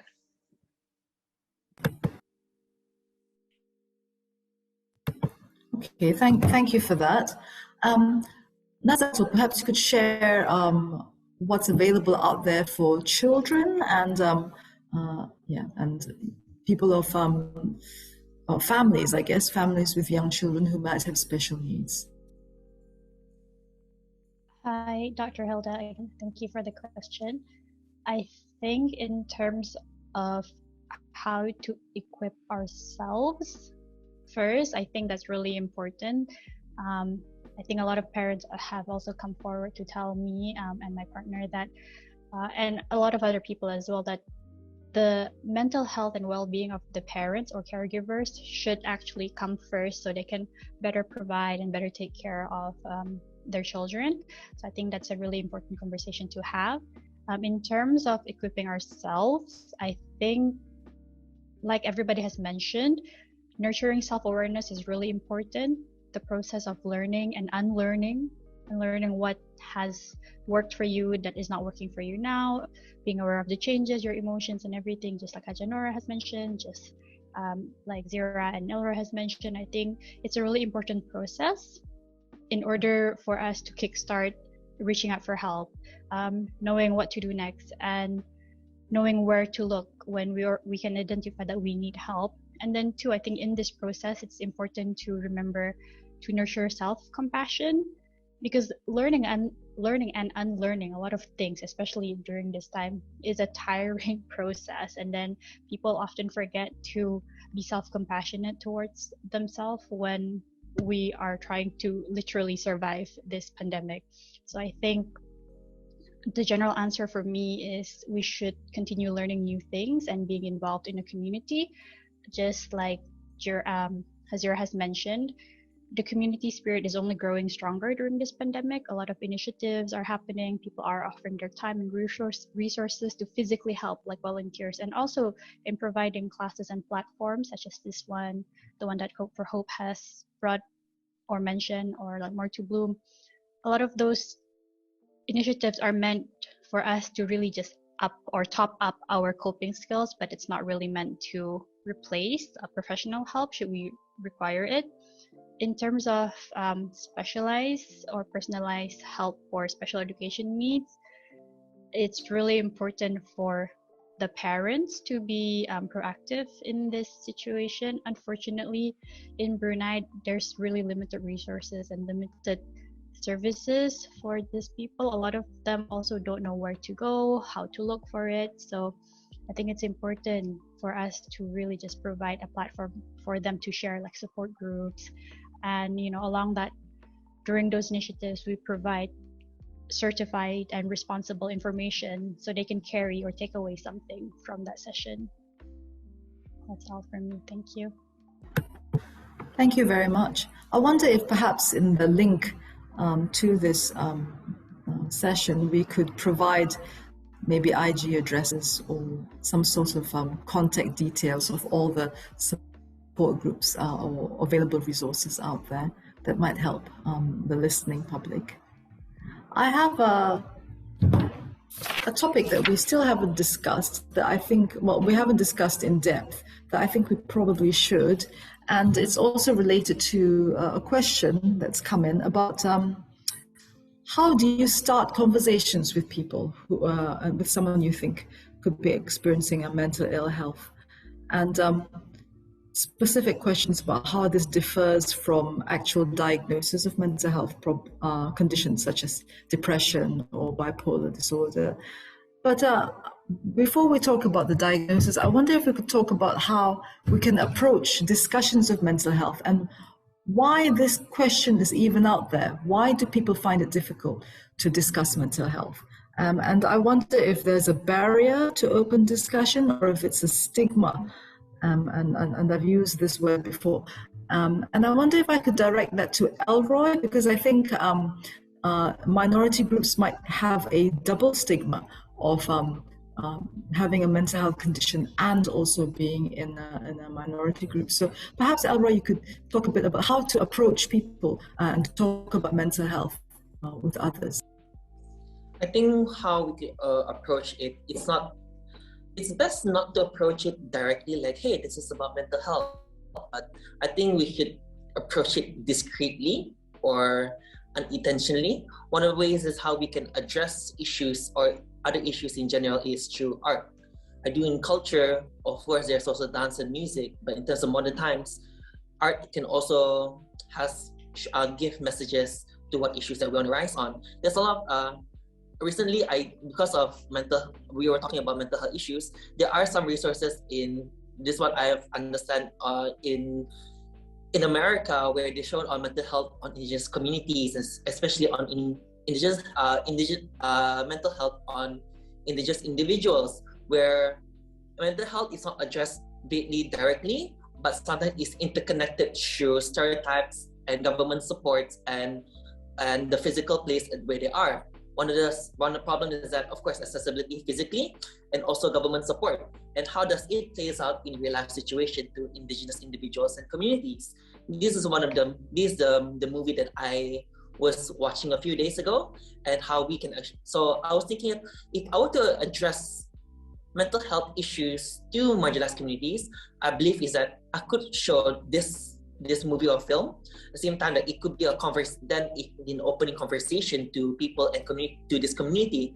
So it's not like a directly sharing, hey, do we have an issue, but in terms of just showing them, highlighting them if there's some similarities in media or in art that they exist, and how can we talk about it. And that's the first basis that we can start on.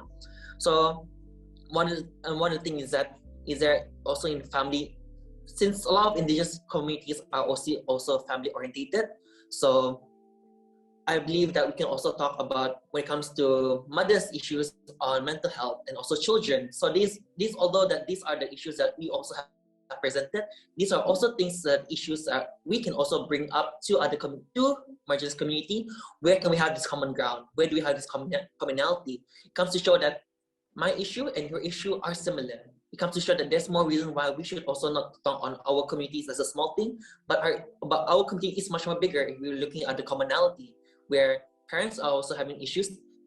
Of course, the indigenous people, they're also parents as well. They're also children as well. They're also mothers, single mothers.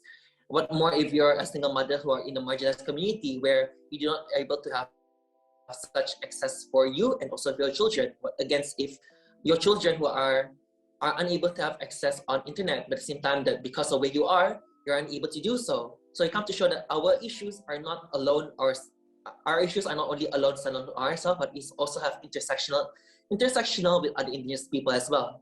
So there's more reasons that we should reach out to them, because if we have the same problems, we are able to have a huge community to address and tackle these issues as well. So that's how I see it. Thank you very much. What I'm hearing is that we need to be creative in how we approach people, and also to provide more acceptable ways of expressing ourselves and how we're feeling. So through art, for example, and also to emphasize the common humanity of us all, about how we all experience common things.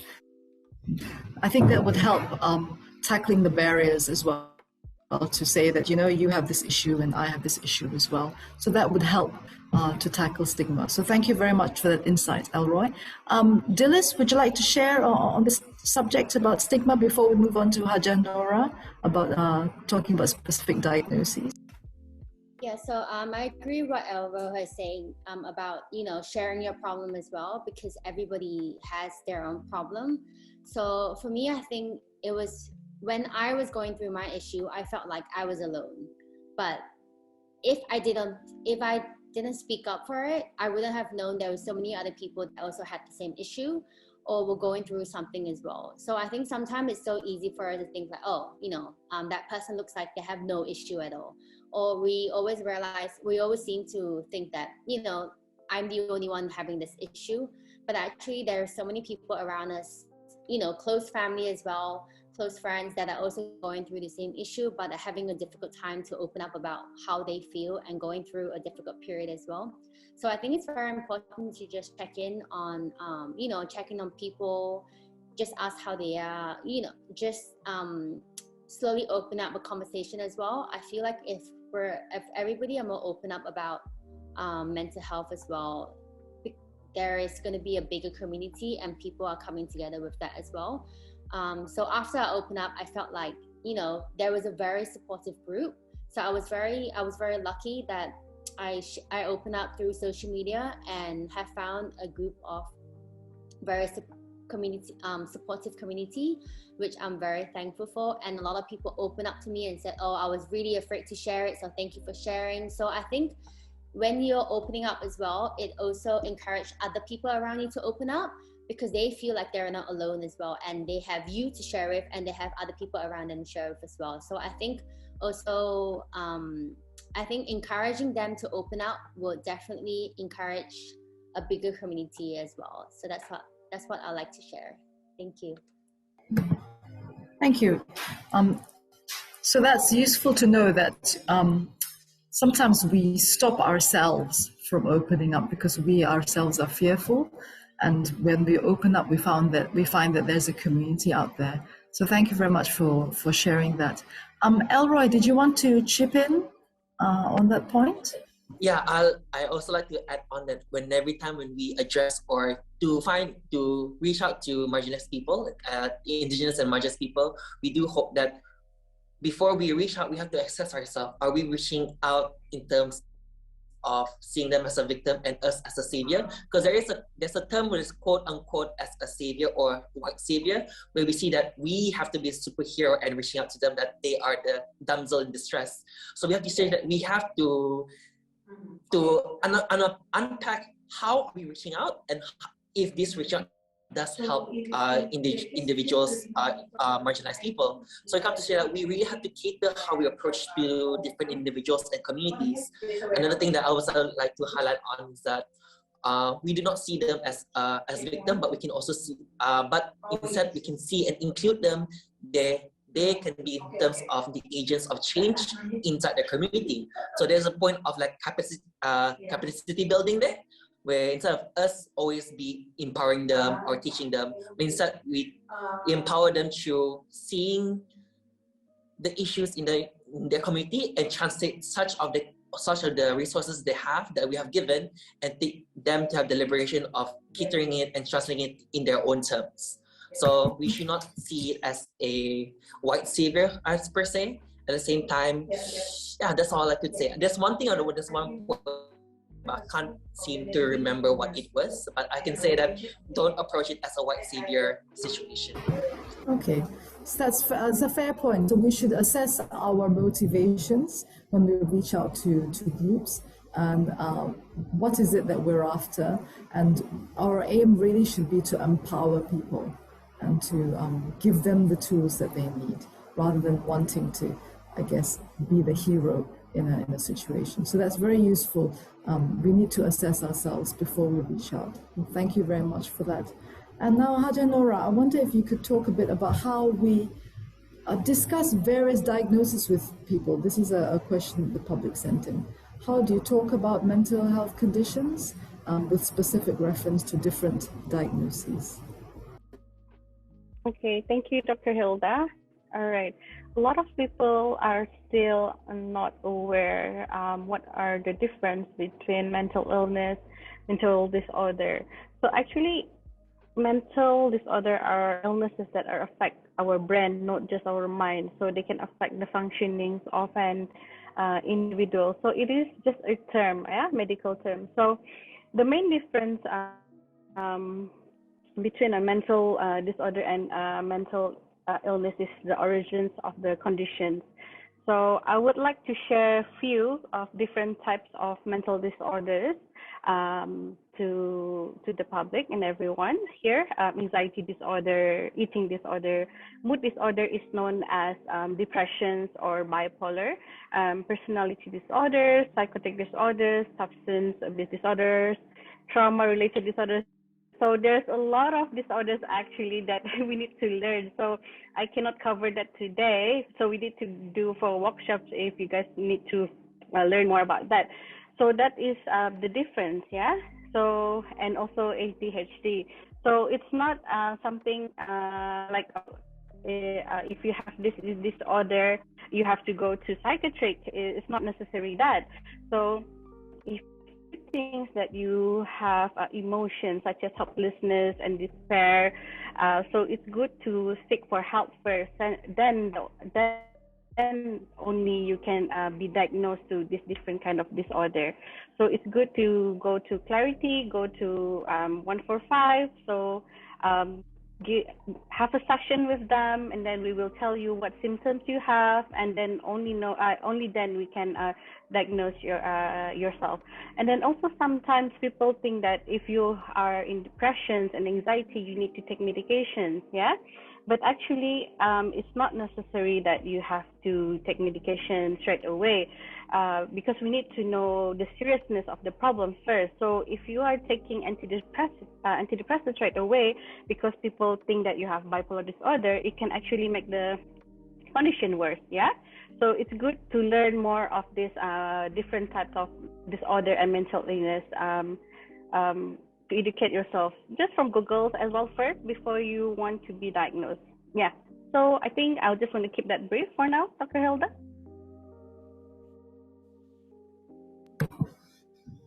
Thanks very much, Hajah Nora. So yeah, you were talking about the difference between mental health, feeling unwell, and the difference between that and specific diagnosis, yeah, which are actually medical conditions. So I would urge people who suspect that they or themselves might have a mental disorder, which is a medical condition, to seek appropriate help for that, because that requires a professional to diagnose whether or not you require medication. Yeah, please do not self-diagnose, and please do not self-medicate, because you really need a professional to monitor you and to monitor these very serious medications that are used for the treatment of any mental disorder. So yeah, that's my job. I'm a doctor. I have to tell you all that. Thank you, Dr. Hilda. So we need to wrap up, I think, and I'm just looking at the questions.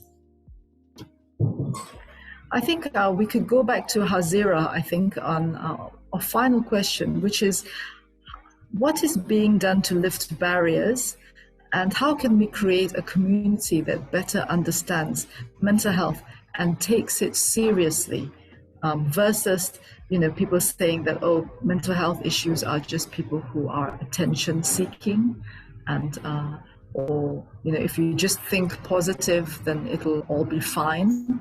And when we know that people with mental disorders require treatment and help, so how do we create I suppose a healthier discussion about this in our community? Over to you, Hazirah. So I just want to quickly say I agree with everything that's been said already on this discourse, but to just finally add a few points to what Hajah Nora said previously, is that the line between mental health and mental health disorder is very, I guess, it's very blurred, and we're not, as a community, are able to kind of the difference yet. Although there is a much more support for mental health, I have seen instances where mental health advocates get uncomfortable when they see these symptoms manifest in real life. So that's something we can definitely work on, is to kind of bring more awareness to the physical symptoms of mental health disorders. And I know that everyone who experiences a disorder is different. Not everyone has the same symptoms, at least, but it's a step that's worth mentioning. I also think, to uplift this barrier, there's quite a few layers of barriers, and that involves different stigmas, with the older generation and the younger generation are completely different. So it's taking a different approach to every community. I think, as Dr. Hilda mentioned earlier, you can't really put a blanket into mental health care. So you have to kind of specify what the needs of the community are by letting them express it, and kind of giving them the resources that are catered towards them and not what we think they need, if that makes sense. Yeah. That's helpful. Thank you very much. Yeah, I think there's a lot more that we can do for our community, but I think that the conversation has started and we're well into it, which is very encouraging. A couple more questions that I've been told to discuss, that's been highlighted. What advice do you have for parents of special needs children? Nazatul, I'll direct this to you, especially those who have no support or parents in general when dealing with kids with these issues? Have you got any suggestions or any advice? So, as I've mentioned, I'll try to refrain from giving advice as somebody who is probably not qualified to do that, because I'm not a parent or a caregiver of somebody who is from the neurodivergent community.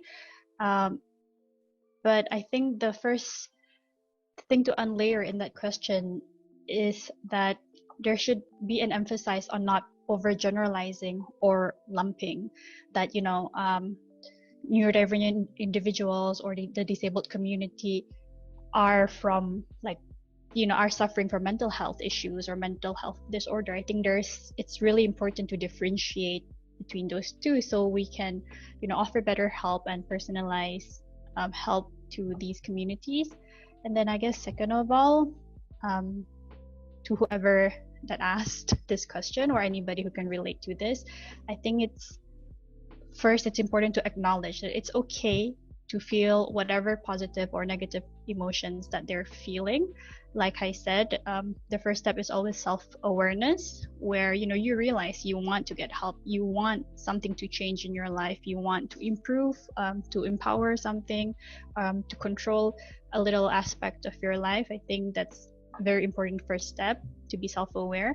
And then after that, to reach out to get help, find resources, and I think importantly to find a support group or community to share within and to get ideas, to feel validated. And I think that's really important for, I guess, conversation to be normalized within and outside of the community.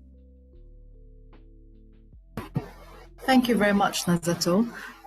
Rasyidah, did you want to add something to this topic? Actually, I wanted to, but Nazatul said exactly what I wanted to say. It's about finding, we read each other's mind. It's about finding that support group, that group where you can feel validated, the group where you can identify it. So when I did my support group with moms, they kind of second guessed themselves. Like, am I overreacting? Do I really need to attend? Am I depressed? So going back to that, I can't give them any advice. But what we can do is validate them that these feelings are real. But if it persists to XYZ, so it's an informal education that we have as practitioner to let them know that, seek professional help if you feel certain things. But what they're feeling is actually real, and that they're not alone in that. And it's a wise step for them to go to this community. So yes, thank you for that, touching on that, Nazatul.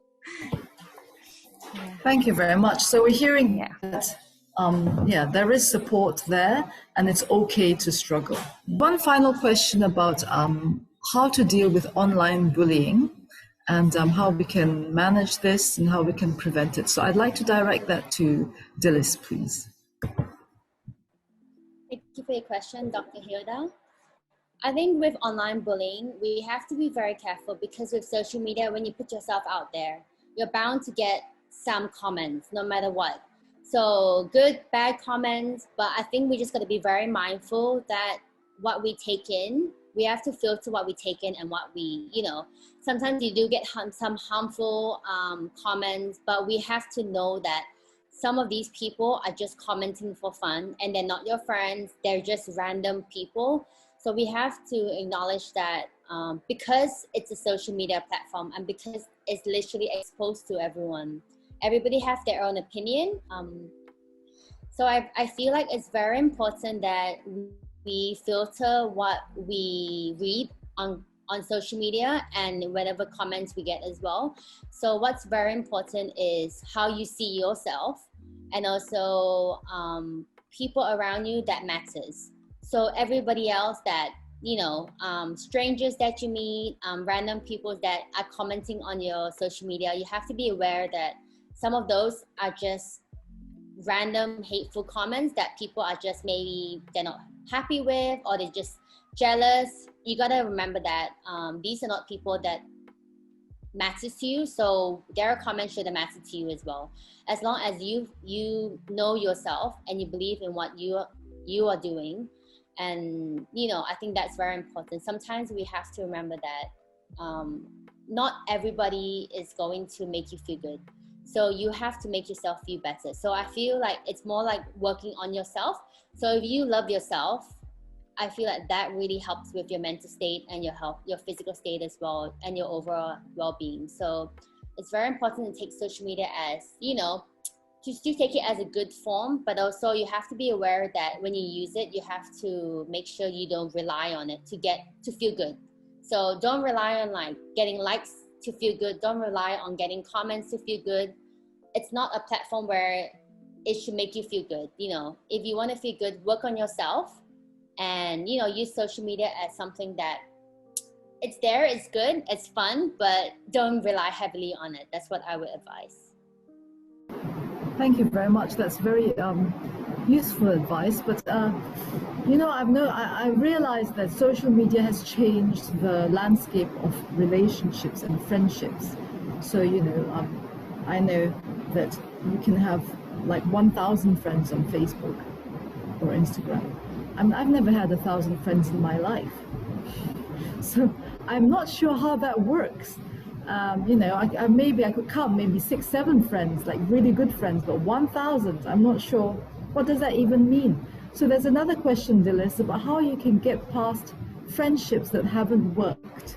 I think this might be from a young person. Moving on from traumatic experiences where you've had friendships that haven't worked.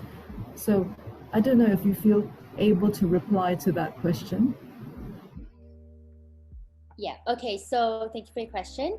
I feel like with social media, sometimes you can have, 1,000 friends, 2,000 friends, 3,000 friends, but we have to be mindful that sometimes they're not friends, but I think it's just people that we want to look, we want to follow because we want to see what they're doing, or we want to get some inspiration as well.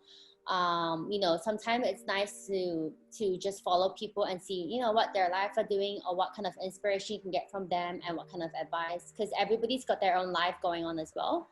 And it's good and bad. I would say social media is good and bad because it's also great to communicate with friends and to keep, because sometimes it's so hard because everyone is so busy with our own life that we don't get to communicate with our friends every single time. So I feel like social media has helped people stay connected as well, both connected and disconnected. So it's a bit tricky here. So connected in terms of, my friend in Singapore is doing this, and I know I can keep up on what they're doing as well. So it's nice to see how well they're doing even without communicating with them. So when we talk again, it's kind of like, I saw you did this, I saw you did that. So, but in terms of other people that are following you or you're following, sometimes we have to be aware that these are just internet friends in a way that, and we shouldn't rely heavily on them because we still need our close-knit friends. So I feel like it's very important to still keep that connection with your close friends. So not just, like I said, not just keeping up with social media and what they're doing, but also I think it's very important to take the time to communicate with your friends through technology. Just give them a call, give them a text and ask them how you're doing. That's very important to keep connected and to not rely on like, okay, you know what? I don't need to call my friend because I've got another 1,000 friends on Instagram. But I think we have to remember that these are not really our friends, but just support group sometimes, or just people that want to just follow your account, but they're not really there for you. So I think we have to differentiate that as well. Yeah. Okay. Thank you, Dilys. That's good to hear. That's some very good advice there. Finally, I think we'll go to Hajah Nora just to talk about how to move on past bad experience or traumatic experiences. Okay, thank you so much again, Dr. Hilda. All right, so I'm just going to touch a little bit of traumatic experience, yeah? So some people associate trauma with being involved with violent events such as abuse, war, accidents. So people struggle with specific events, can have some kind of wound that can result in any distressing experience such as loss, danger, also some deep of embarrassment. So what I can share today a little bit is how we can address the lingering issues that affecting people with trauma is that we can practice self-compassion, trying different type of mindfulness as a way of focusing on the present moment, or seeking for a therapy to help to explore the unresolved feelings, because a lot of people who experience trauma have this kind of ruminations where they have a lot of flashbacks. Yeah, so these are the things that what we can do to help with people who experience with traumatic events. So yeah, of course, we have to make a commitment to let it go. The first step is to realize that it is not necessary feelings to just like feelings of scared, because when you had an accident, you might think that it's gonna keep on happening again. So it's that memories is still at the back of your head. So therefore, it's important to be mindful, to be at the present as well. Yeah. So we have to take responsibilities of our mindset. That's all from my side. Thank you very much. I think you touched upon trying to let go and trying to stop the cycle of ruminations and thinking. Hilda, can I just say on behalf of the High Commission and everybody else, thank you so much for the expert moderation. That was very effective. Oh, well done. Hilda, it was exceptional moderation. Thank you, Dr. Hilda. Amazing. Thank you. Thank you. Sorry if I crossed anyone, yeah. Thank you so much. Thank you for making it easy for us, Dr. Hilda. Yeah, absolutely. And thank you so much for everybody participating. I learned a huge amount today, so I really appreciate you sharing. And as I said in my thing, I think these sorts of conversations are what's so important in getting other people to reach out and seek help. So I think that we should all go to bed tonight knowing that when this is released on Thursday, we might have the ability to help somebody that's really struggling. So thank you so much. I really do appreciate it. Yeah. If I can say something quickly, thank you very much, Joe, to the Australian High Commission for this opportunity, as well as the nice, very awesome goodie bag that you've provided everybody, as well to Sheikh Fadilah with the very, very nice, awesome cake that he also provided. Yeah. Thank you very much, and to all our awesome panelists, thank you very much. I've learned a lot of things under mental health, to be honest, today. So thank you, Hilda, Dr. Hilda. Exceptional moderation. Thank you. You're muted, Dr. Hilda.